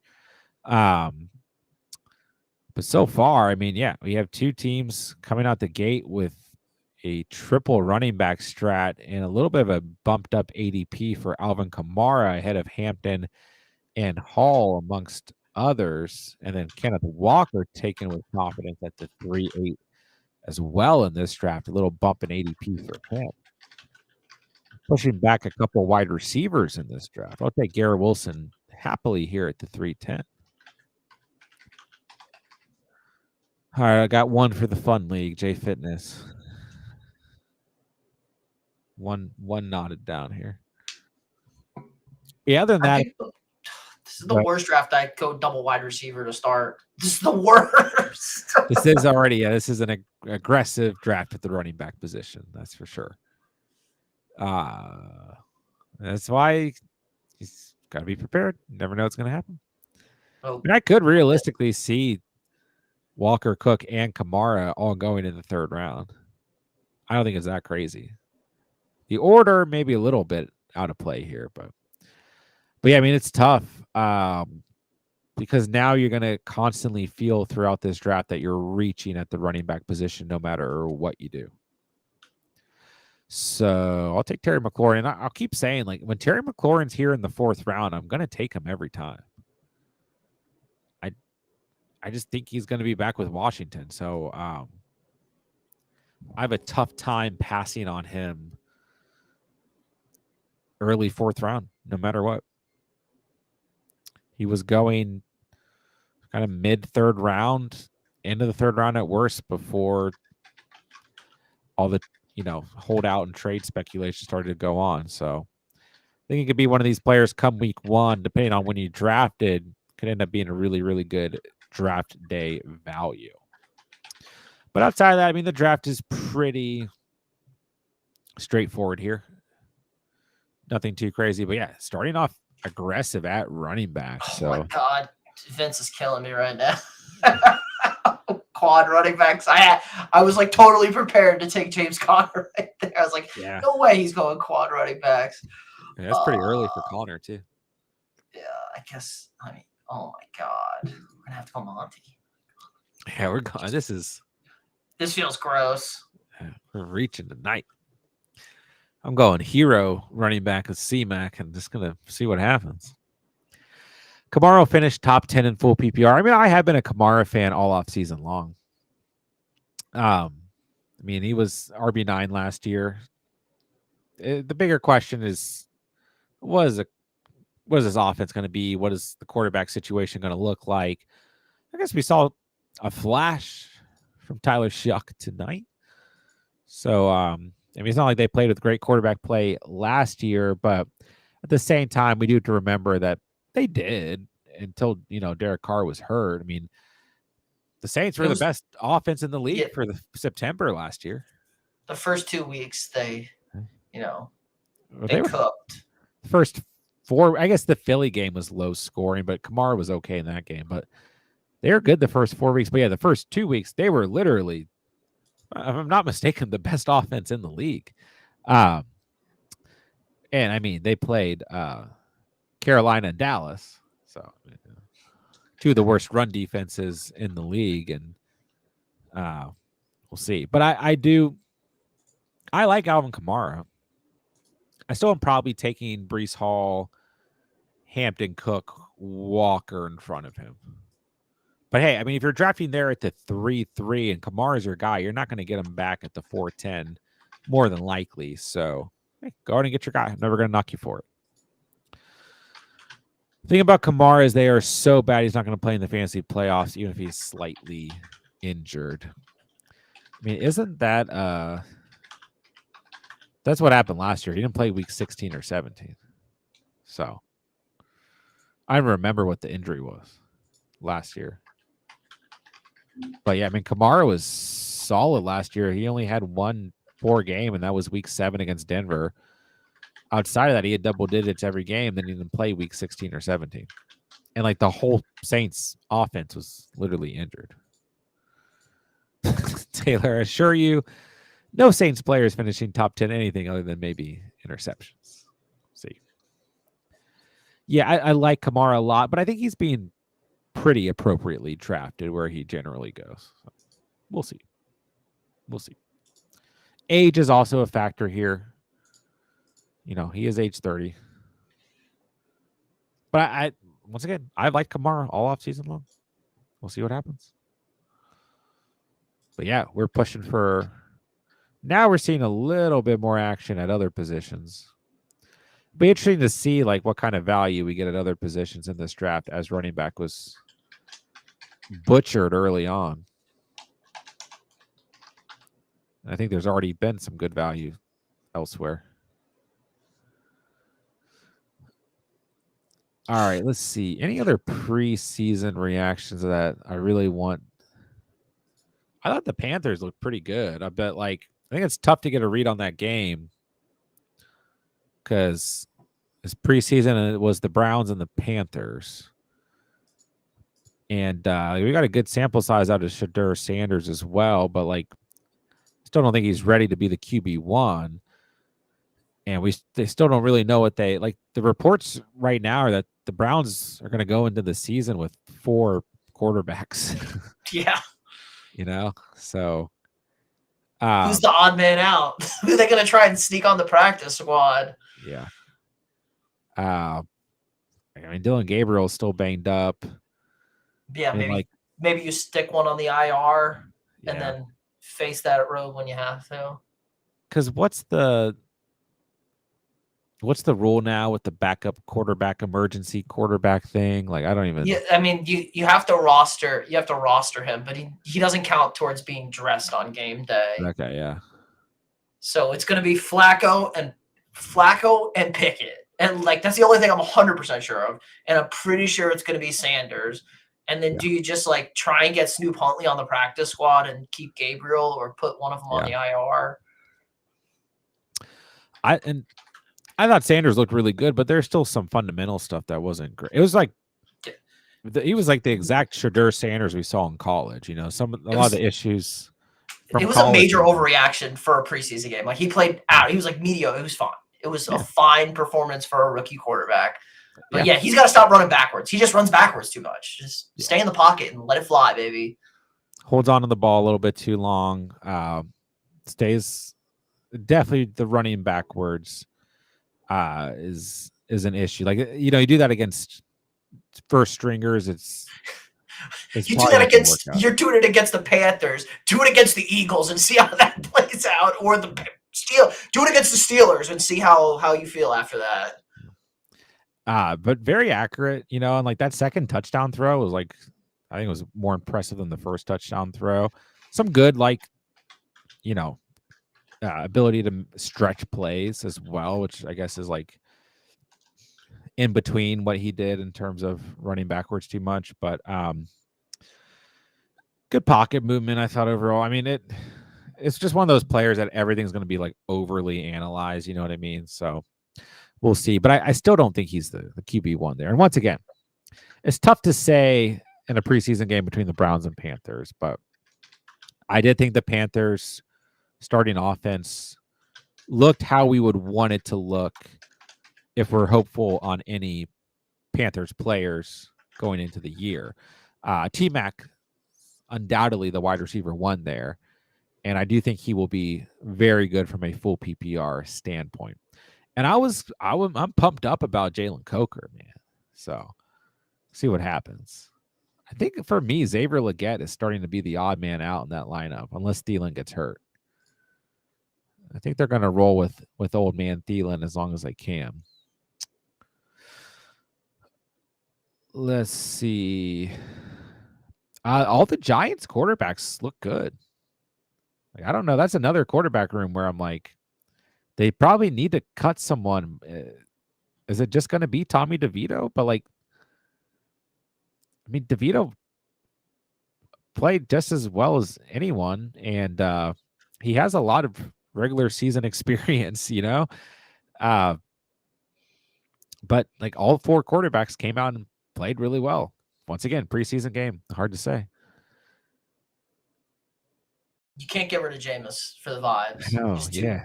Maybe you ask him to retire and you put him on the coaching staff and he's your motivational speaker or something. Yeah, it's I think they're gonna want to go into the season with 3 quarterbacks, and I bet you they could get DeVito on the practice squad. Someone's probably not going to take him. Too. Yeah, I do think regular season he's probably the worst quarterback. Like I think Russell Wilson, Jameis Winston, Jackson Dart is what they probably want. Yeah, because Russell's going to start. I'm not going to start Jackson Dart at all, unless my job is really under threat here. I'm not going to start Dart. I'm very happy with what we're seeing out of Dart. Yeah. So that is interesting. But I mean, everything is fine there in terms of Malik Neighbors, which is all we really care about. I like Tyrone Tracy too, but we'll see how things shake out there. We talked a little bit about the Vikings, but I thought McCarthy, the limited sample size we got, was fine. Would have liked to see them finish off that drive, though. Yeah, a couple of bad throws back to back on that end of that drive. Jordan Mason is getting the expected Jordan Mason. volume. I'm telling you, Jordan Mason's going to be the touchdown guy in that offense, I think. They're going to run the ball a lot in short yardage, unlike last year when they couldn't. I am feeling higher on Jordan Mason than I have been in the past couple of weeks. Haven't been necessarily low, but especially with some other injuries of running backs close to that range, like a Rashad White or a Tajay Spears, excuse me, But I'm also taking a lot of Dobbins in that range. But yeah, I'm feeling okay about Jordan Mason. Shout out to Sam Howell. Got some action. He looked, thank God, he like the word around camp was he was like he couldn't throw a football. Yeah. Like I'm glad at least it seems like we have a backup quarterback. Hey, if anyone can fix Sam Howell, it's gonna be Kevin O'Connell. It's Kevin KOC, baby, the quarterback whisperer. I mean, he fixed Sam Darnold, so shout out to my boy Sam Howell. That's all I got to say. Yeah, Skylar Thompson lit it up for the Steelers. I think, there was kind of a question mark, like who's going to be the QB2 behind Rodgers.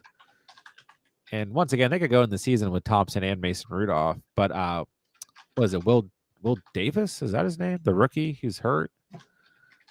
It's not Will Davis. Why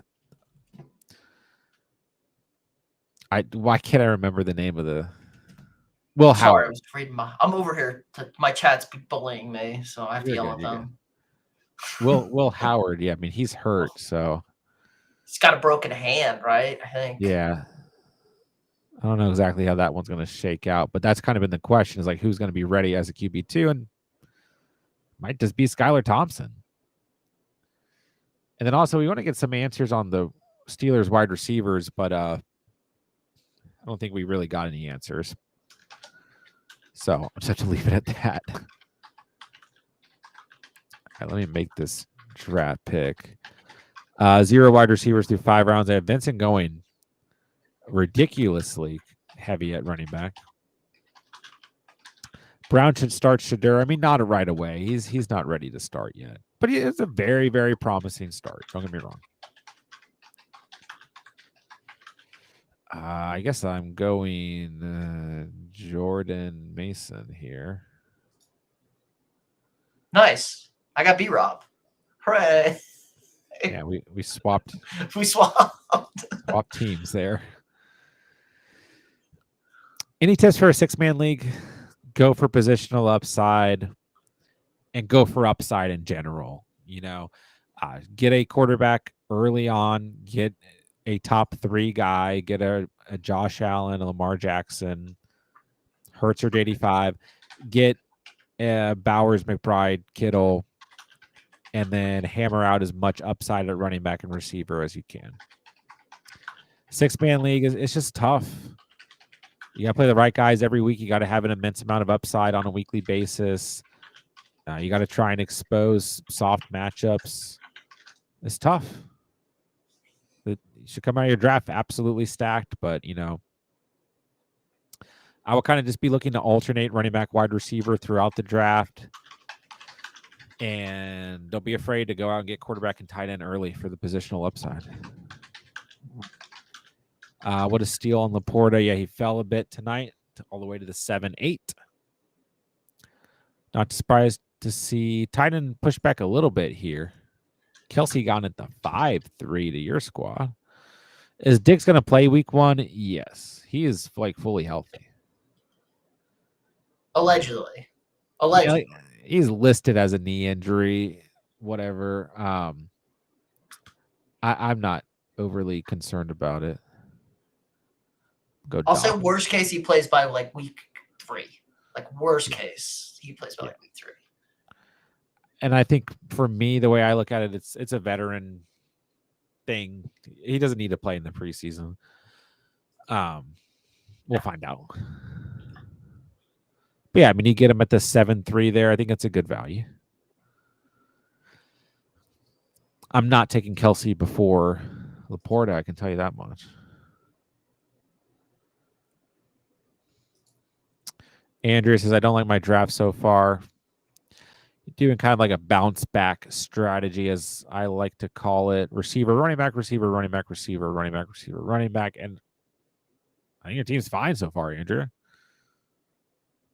mean, it's not like anything's blown out of the water here, but it's a good even peel team across the board. Early thoughts on my starting lineup: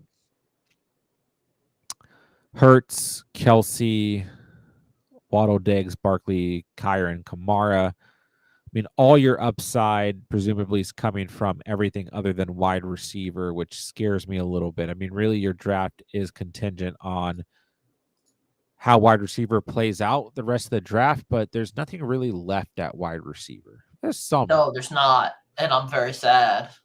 Yeah. There's some names. This is a tough draft. Bro, oh my God, if Debo could have fell to me there, I would have been very happy.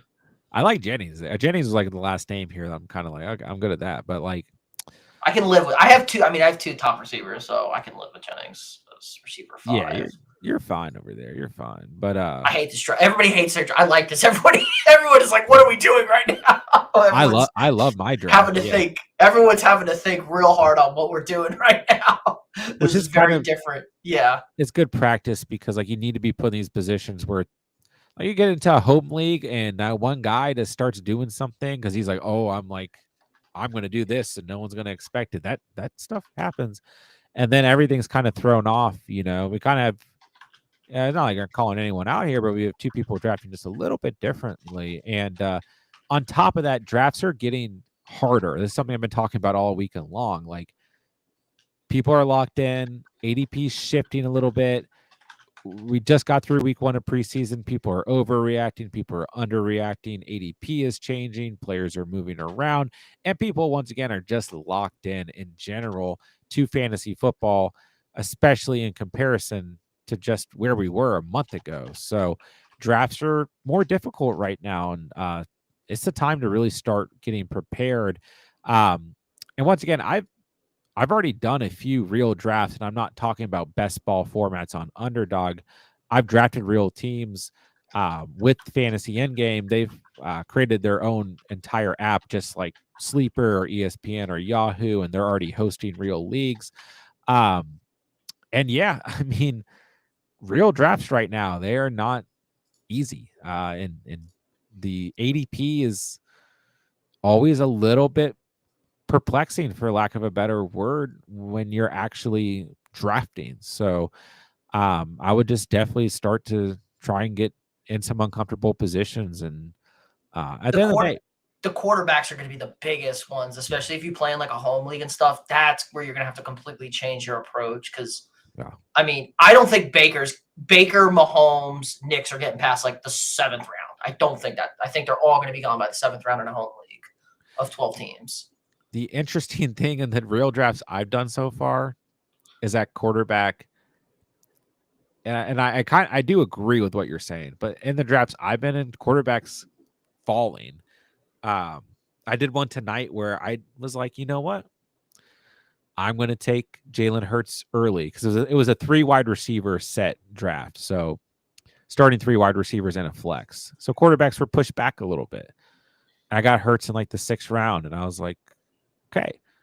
But then after that, like, quarterbacks kept falling and falling. Like, it was ridiculous.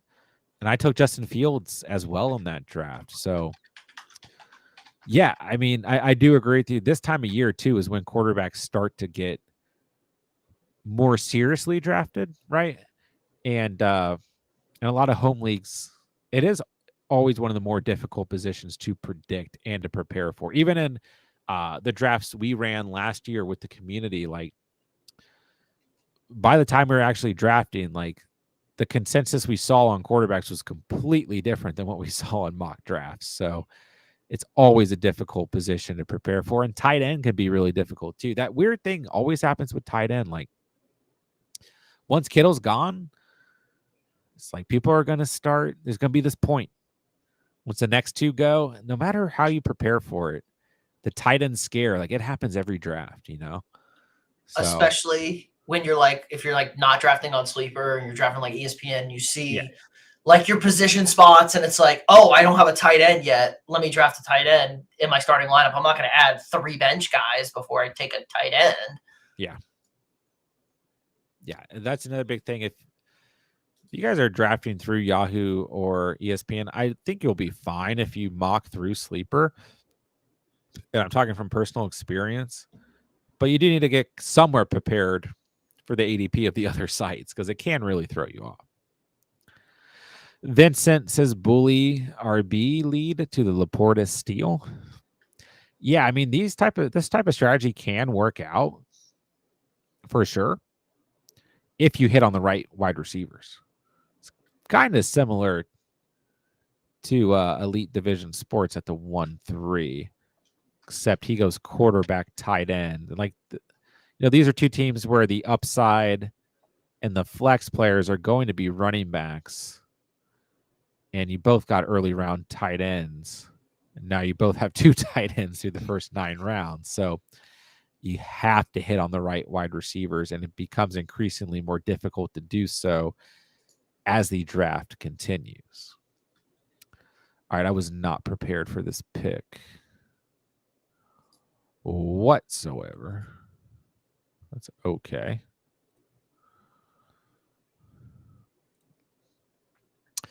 I still like Rachaad White in this range. Call me crazy, but it looks like most of you guys like him as well. I don't know if that's exactly who I would have picked, but all right. Well, I haven't been drafting a lot of this player, but I do like him. So I'm going to go Tyler Warren.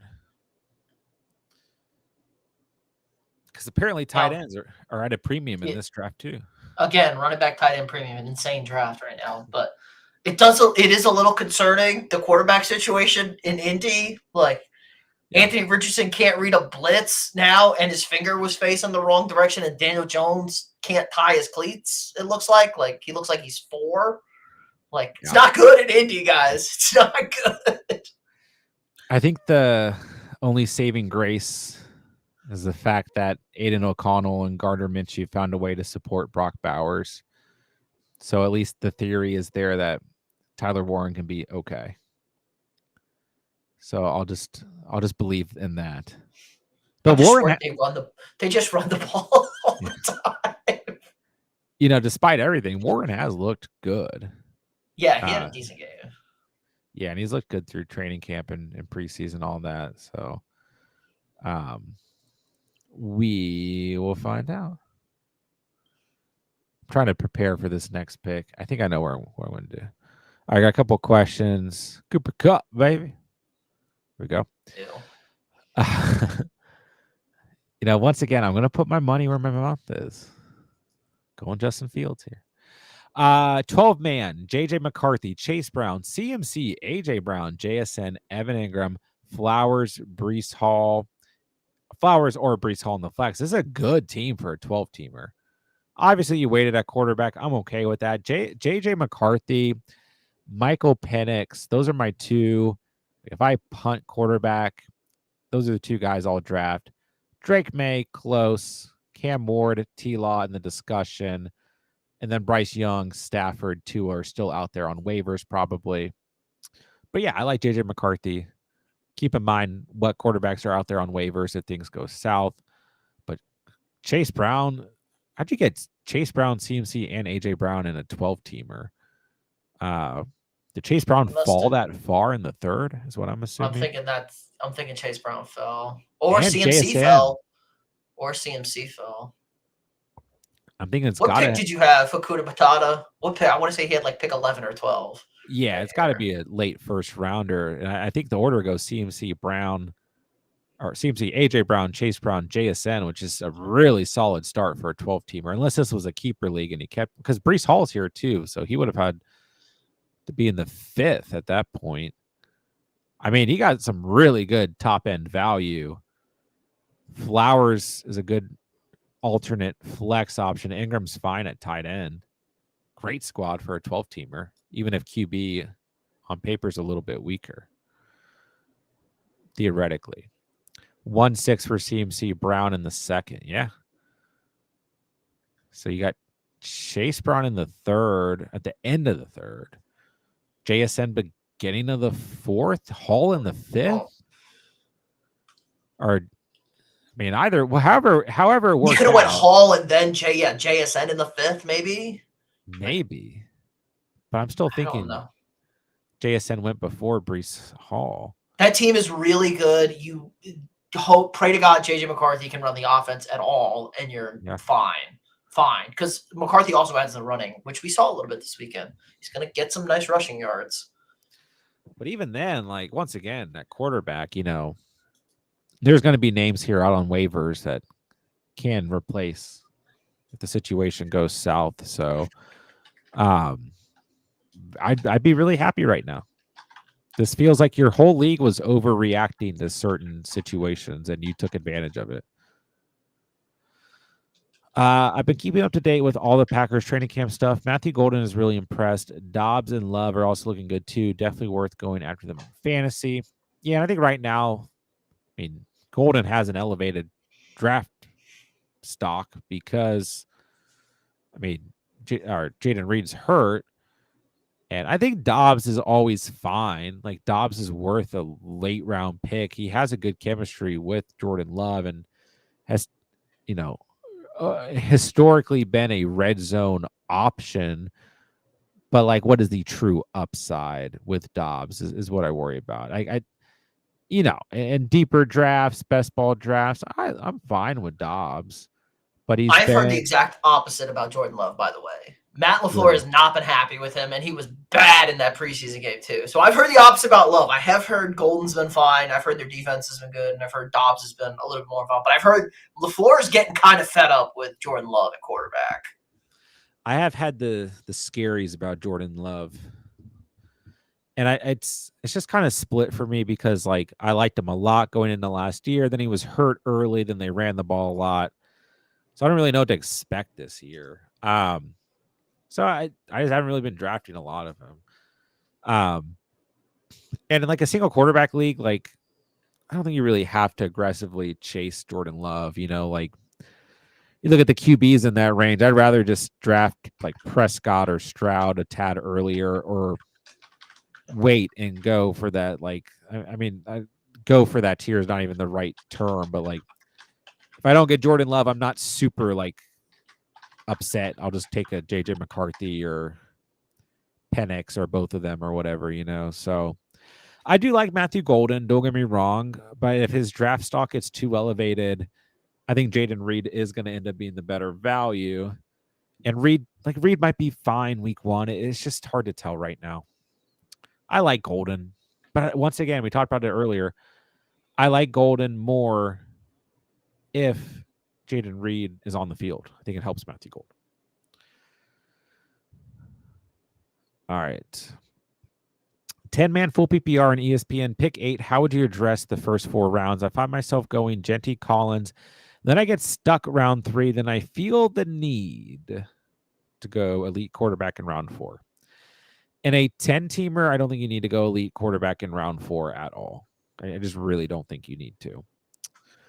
Genty Collins is fine. I think we talked on last night's stream or the night before about a couple of different options for you at the turn. No matter what you do at the turn, between the 1-8 and your second round selection, like, you're going to come out with 2 stud players. And then I would just get the next best running back and wide receiver with those next 2 picks. You don't need to go early run quarterback. You just truthfully don't. I guess I'm going Marvin Mims, my boy, right here. But yeah, you think about a 10-man league, like, there's going to be so many good quarterbacks. There's going to be 1 or 2 quarterbacks that fall, whether it's Baker or Bo Nix or Justin Fields. If you get a guy in that range, that's fine. And if you don't, then the next tier quarterbacks is fine. I would focus on wide receivers and running backs. Get a good value tight end. You can still get a good value quarterback, but I don't think that you need to go early elite round quarterback unless your heart is absolutely dead set on it. And I think generally speaking, from where you're drafting, it's not necessary. Like, there's nobody falling in that range. And you're not in position to like take a Josh Allen, for example, where you can just go all in. So I just don't think you need to do it. All right, Chase Brown was in the 3rd, Jason in the 4th, Hall in the 5th, Flowers in the 6th. Yeah, I don't know what was going on. I mean, Flowers in the 6th is normal. I mean, Chase Brown in the 3rd is normal, but not the end of the 3rd. Jason in the 4th is a steal. Hall in the 5th. I can understand like a league overreacting to Breece Hall right now. I think for you, this was a really good draft. Tight ends and QBs went quick, so I stuck with wide receiver, running back, which is the right move. I mean, you still got a really good value in Evan Ingram. The verdict's out on McCarthy, but the upside is there. Especially like when you're outweighing, like typically in a 12-man or 12-teamer, like you end up with JJ McCarthy, the rest of the starting roster still doesn't look this good. So this is a big win for you. Dara, stuck at the 1-9. Want to go CMC, but do I risk him coming back at 2 and just go Neighbors? A pretty casual league. I'd probably go Neighbors personally.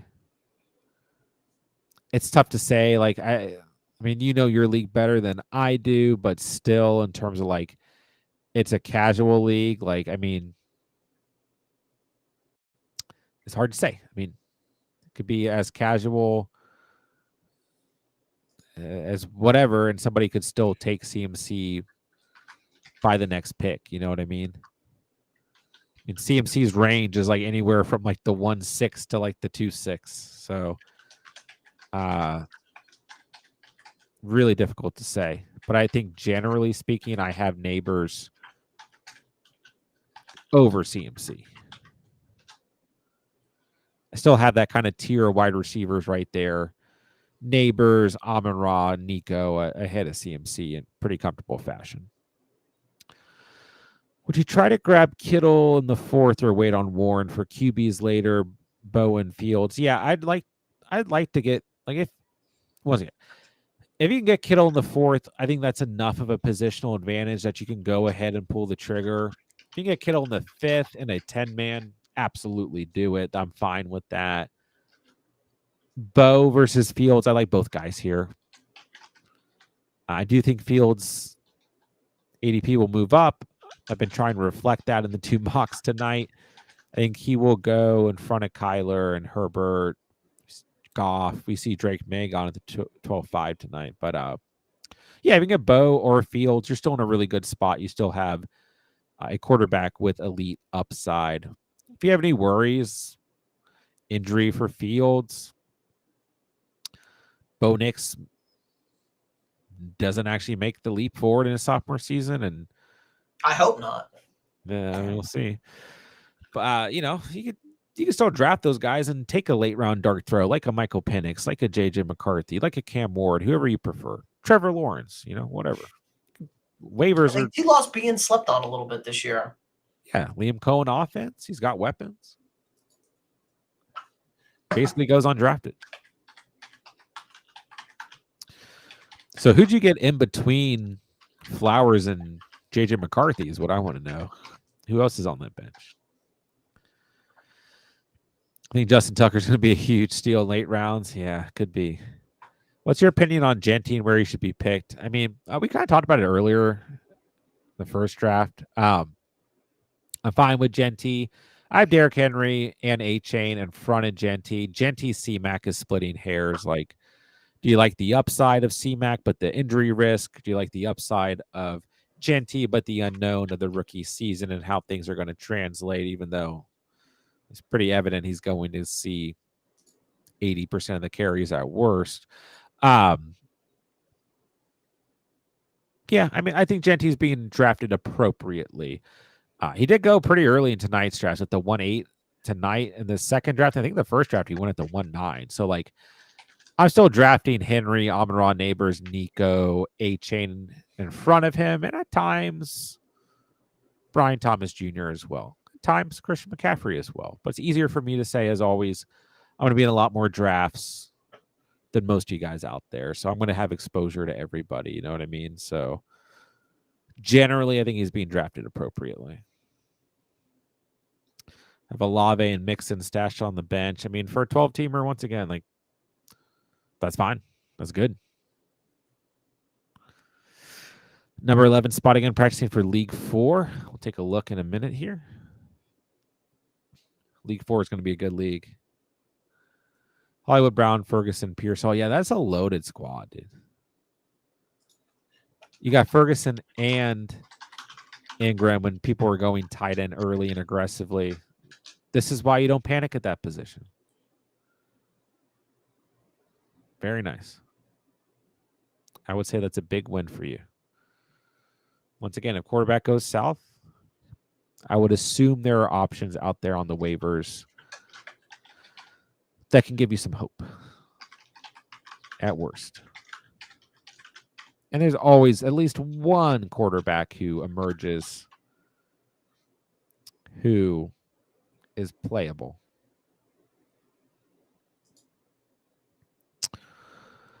All right. Let me know in the chat if you guys want a team review. Coming up on 2 hours here, 2 mock drafts. Good stream tonight. We'll be doing this. Actually, let me double check the schedule. Because I think we have an actual draft next week. I'm going to say we plan on doing this every Sunday, but then we have some actual drafts coming up. So next Sunday, we have League 2. I don't know why League 2 ended up drafting so early, but we're drafting Sunday at 9. Unless I think that was a league that we may vote to draft at 8. Somebody requested that. Yeah, it is. I'm in that league. I'm in League 2. Hooray! Yeah. So yeah, you had to be here. But what we'll do that night is like we'll do the draft. We'll review all the teams, all that good stuff, whether we start at 8 or 9 p.m. It looks like we're starting at 8 p.m. And then we'll do a mock draft after. And I don't know. Depends on my level of tiredness. Maybe I'll do 2 mock drafts, even if Pete needs to bounce or whatever. I don't know. But yeah. Sunday nights, mock drafts. But we will have, then the following Sunday, League 3 is drafting. And then after that, like we're at the point where we don't really need to do mock drafts anymore. It's more like fantasy Q&A time, where that'd be the 31st, leading into the week of week 1. So it is coming quickly, ladies and gentlemen. All right.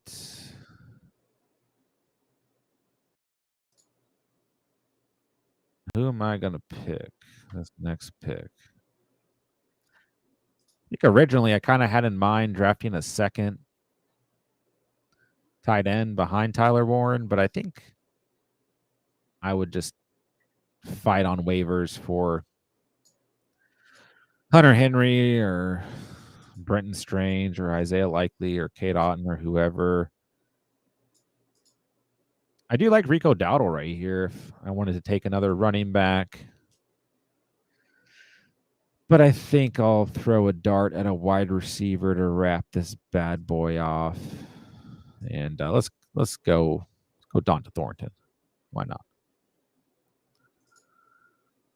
All right, let's start doing some team reviews so we're ahead of schedule. But yeah, thank you guys for mocking tonight. It's been fun.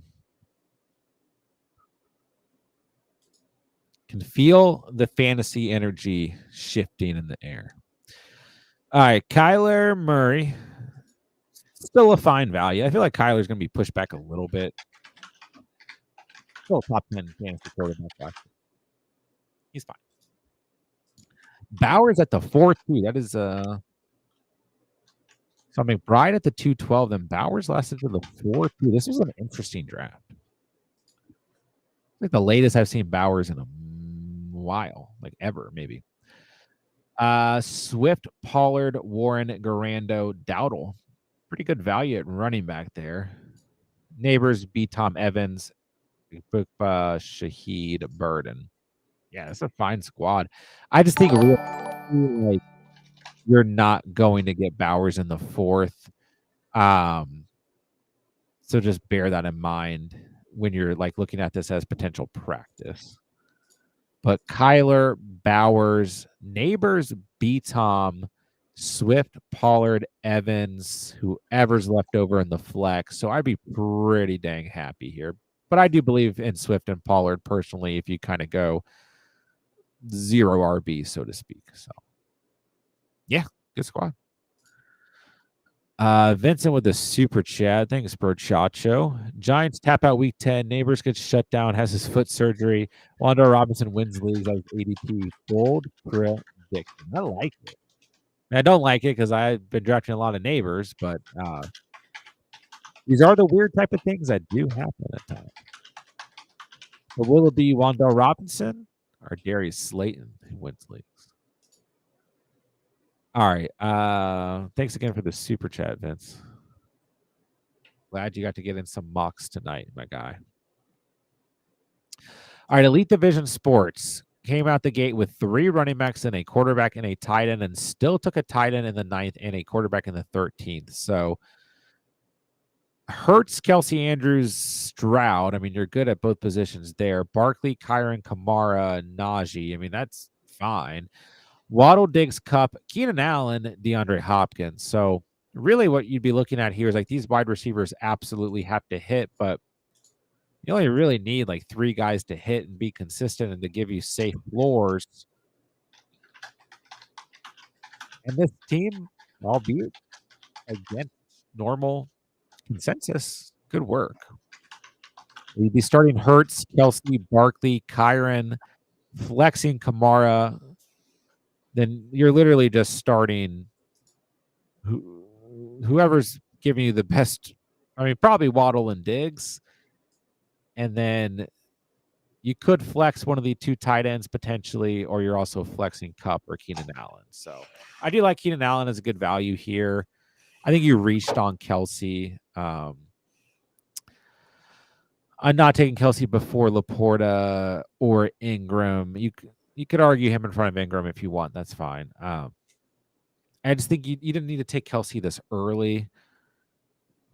And like, so for example, if you took T-Mac there or Worthy or Devonta Smith or even Rashee Rice, even though we're assuming he's going to be suspended, it would have helped this team a lot, especially since you still got Andrews in the 9th. Everything else I don't really have an issue with. But yeah, you really need these late round wide receivers to hit. It's an interesting build for sure. Your boy at the 1-7. Lamar in the 4th. Colston Loveland, Dallas Goedert. That's fine. Bucky, Harvey, Scattaboo, a little light there at running back, and 2 of them are rookies. One of them an injured rookie, so that scares me. Puka, Hill, Flowers, Adunze, Reed, Ayuk, Thielen. I mean, good wide receiver value through the draft. So you're starting Lamar, one of the 2 tight ends, Bucky, Harvey, going to have to start him. Puka, Hill, Flowers, Adunze. It's a good bench. It'll work. But a lot is relying on RJ Harvey in this build for sure. Andrea, you got Purdy and Kraft. Pretty good squad here. A-Chain, Chuba, Jones, Charbs, Eckler, Dylan Sampson, Nico, MH, Devonta, Godwin, Mooney.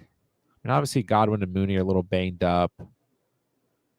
But Purdy, Kraft, A-Chain, Chuba, Nico, MH, Devonta, Aaron Jones. It's a good lineup. Chris Godwin, when he's healthy, comes back in. He might be ready week 1. Charb's a good handcuff, a good bench. I mean, once again, the 112 can be difficult, but it's a pretty even peel roster across the board. So I wouldn't feel too bad about this team. Nothing like lights out about it. I mean, Nico and A-Chain's a great start, but ultimately, it's a good squad. Bryce at the 1-4. We got Josh Allen, Say No More, T-Hawk, Kincaid. Good little combo there. Now, like, this is where I think Hawkinson should be drafted. Like, in the 9th round, I think Hawkinson's a good pick. Double hero RB approach, Gibbs and Jacobs, followed by Bigsby and Jalen Wright, but a lot of good value knocked out at wide receiver. Sutton, Rashee Rice, Myers, Addison, Pearsall, Pittman. This is a good squad. I mean, it's also kind of hard to go early quarterback and double hero RB. So Josh Allen, one of the 2 tight ends, Gibbs, Jacobs, Sutton, Myers. I mean, the only issue here is Rice is facing a suspension. Addison's already suspended. So like early in the season, you got to rely on Pearsall and Pittman. But down the stretch, this team could be really solid. I like this squad. Ray Gamer, Burrow, Say No More, Johnny Smith, Zach Ertz. That's fine. Henry Cook, ETN, Rashad White, Braylon Allen. Good values at running back. Lundo, Adams, Pickens, Shakir, Bateman. Once again, good values at receiver. It's a pretty okay squad. Burrow, one of the 2 tight ends. Henry Cook, Lundo, Adams, Pickens, Shakir's a starting lineup. That's solid. And a good bench. I like this team a lot, actually. Nothing crazy. But going into the season, I think you'd be just fine. Couldn't pass up Bowers. Yeah, I mean, the value's there. You take the value for sure.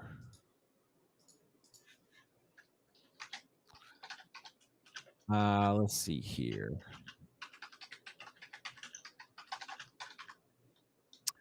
Teammate Vincent goes really aggressive at running back. Genty, Chase Brown, Walker, Connor, Pacheco, Laporta, and Njoku at tight end, Drake May at QB, Hunter, Debo, Trey Harris. We have Kyle Williams and Rondell Robinson. So starting Drake May, I'm okay if Drake May's your guy, but I still have Stroud, Prescott, Purdy over him. And if you're going to go this aggressive at running back, I mean, like I've seen similar builds work, but you have to hit on the right wide receivers. Is Travis Hunter, Debo, Trey Harris, Kyle Williams, Rondell Robinson going to do it? I don't know. Can you play waivers at receivers? Sure, but at least one of these guys has to hit. And the running backs have to stay healthy because you have to flex those guys all year. Very aggressive approach. Drake May, one of the 2 tight ends, Genty, Brown, Hunter, Debo, Walker, Connors is starting lineup. I just don't think Pacheco is necessary here.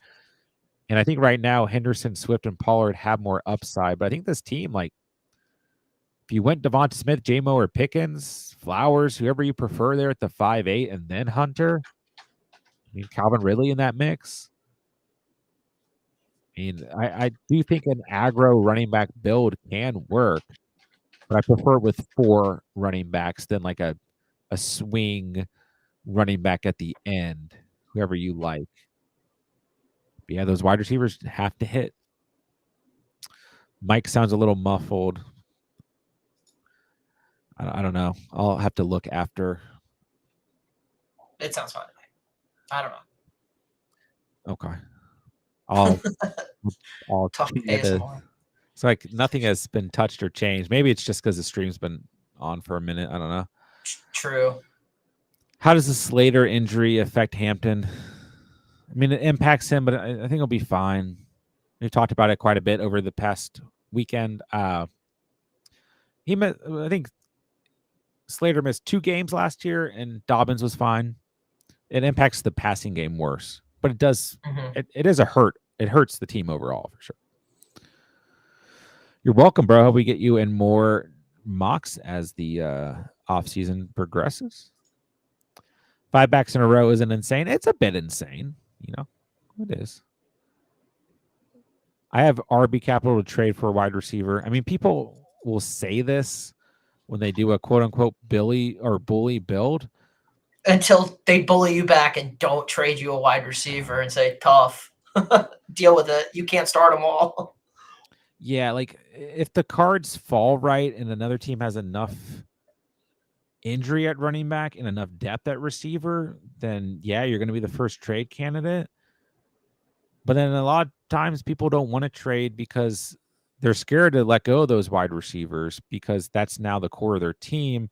They'd rather play waivers. And then also, generally speaking, it's probably not Connor or Pacheco who you're going to be trading. It's going to be the hot hand of Genty, Chase Brown, or Walker. So, like, just generally speaking, and it depends on the league too and who you're playing with, but I just don't ever want to bank on like, oh, I can trade players and that's how my team's going to work out. And I actually think, like, once again, I think Pacheco was unnecessary. And if you went, like, I would have gone Devonta Smith in the 5th, and then Hunter's okay if he's your guy there, right? I mean, really, if you have any combination of Devonta Smith, J-Mo, Pickens, Hunter, Flowers, Ridley at the 5'8" and 6'5", I think this team is fine. I'm not super high on Drake May at the end, but if he's your guy, whatever, you know. But you just really got to hit on those wide receivers. Also, I'm not taking 2 tight ends in this type of build. I'm taking an additional wide receiver there. So those would just be my thoughts. All right, quickly here. Pete's got Bo Nix in the 9th, Fergie in the 12th. Maurice Hall, Monty, Brian Robinson, Tajay Spears, Bashaw Tootin. Not too bad. CeeDee Lamb, AJ Brown, Worthy, Judy, Jennings, Hollywood Brown. I feel like you were kind of panicking in this draft, but I don't think it turned out too bad. No, I'm fine. I'm fine with the team. This was an intense draft. Nix, Fergie, Hall, Monty, Lamb, Brown, Worthy, Judy, Robinson, and Jennings are flexible. Spears, Tootin, good bench running backs. Hollywood fine on the bench. A couple banged up guys, but upside is there for sure. Not a bad team. This was a good draft, guys. I mean, this is the time of year where, like, I'm gonna, give you guys my true advice and speak out a little bit, but ultimately, I think all the teams we went over could work, even if there were some adjustments. And I think ultimately some really good squads. All right. Speaking of good squads, I have Justin Fields, Tyler Warren. There's some gamble there. Don't get me wrong. C-Mac, Henderson fell, which I think really helped this team. And I got Mason and Dobbins. So I just ended running back there because running back was light light as the draft went on. Amon-Ra, Garrett Wilson, Scary Terry, J-Mo. Also, like, I felt like I picked up some good value at receiver while crazy things were happening in this draft. And I just ended with 3 dart throws at receiver: Mims, Christian Kirk, Donta Thornton. So be starting Fields, Tyler Warren, C-Mac, Henderson, Amon-Ra, Garrett Wilson, Scary Terry, J-Mo. I feel like this is a pretty good bench for running backs and receivers. If I need to, I can fight at quarterback and tight end on the waivers. I'd rather draft the skill position guys. Vincent, I'm a believer in those rookies committed to the gamble. Hey, go get your guys. Trust your conviction. May's your guy. Go get him. All right, boys and girls, 2 mock drafts down. We had fun tonight. This was good practice. We have filled 4 redraft leagues for the year. If I get enough interest, I'll squeeze in 1 more, but we're not doing more than 5. Over the next couple of weeks, we'll have all of our leagues drafting. I'll be streaming every draft. I'll be streaming the Superflex draft as well that we do every year. Won't be streaming the auction draft. I don't really stream that one because it takes a long time. But I mean, guys, we're just a few weeks away from like the real fantasy content. Will start coming out Thursday, the 28th, leading up to Thursday, the 4th, which is NFL kickoff.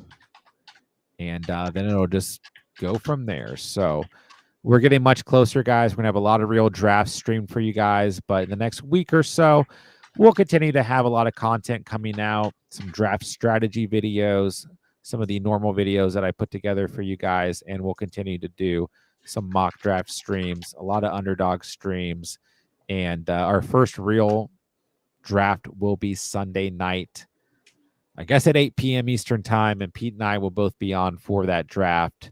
So make sure you guys are staying posted. I have a video that'll go out tomorrow for you guys. I'm going to have a video out every day this week is my goal. And I'll be back streaming tomorrow night. We'll see what happens. Underdog, maybe a mock draft in there. And great stream. Thanks to everyone who drafted tonight. Thank you guys for talking some fantasy. Pete, I'll let you say bye, and we'll be done. Yeah, a lot of fun tonight, guys. Making my brain have to work in the second one overtime there. But yeah, real fantasy draft next week. All the preseason hype coming our way. Don't overreact, guys. Appropriately react. Yeah, so should be a lot of fun. Can't wait to actually get the regular season started and start grinding out even more content for you people. Shout out Cam Little, 70-yard field goal. Maybe he's going to be my number one kicker week 1 just because. Yeah, we're not too far away from Pete's first kicker ranking video, so be on the lookout, guys. Couple weeks, but we'll get there. So, yeah, Cam Little, I do feel bad it doesn't actually count for the NFL record, but I know it doesn't count. I'm sure Justin Tucker can hold on to that, but it's a positive side because it looked like it was good from 71. I think he had a little extra in it too. Yeah, we'll see how that shakes out. I mean, especially if you're in a league with extra points for like 50+ yard field goals. I mean, could be a thing. So let's find out. All right, guys. Thanks for drafting tonight. Thanks for talking fantasy. We will see you guys soon. Stay posted. Plenty of content, plenty of streams coming. Everyone have a great start to the week. With that, I'll say thank you guys so much for watching and or listening. And remember, is out here on the catch and peace.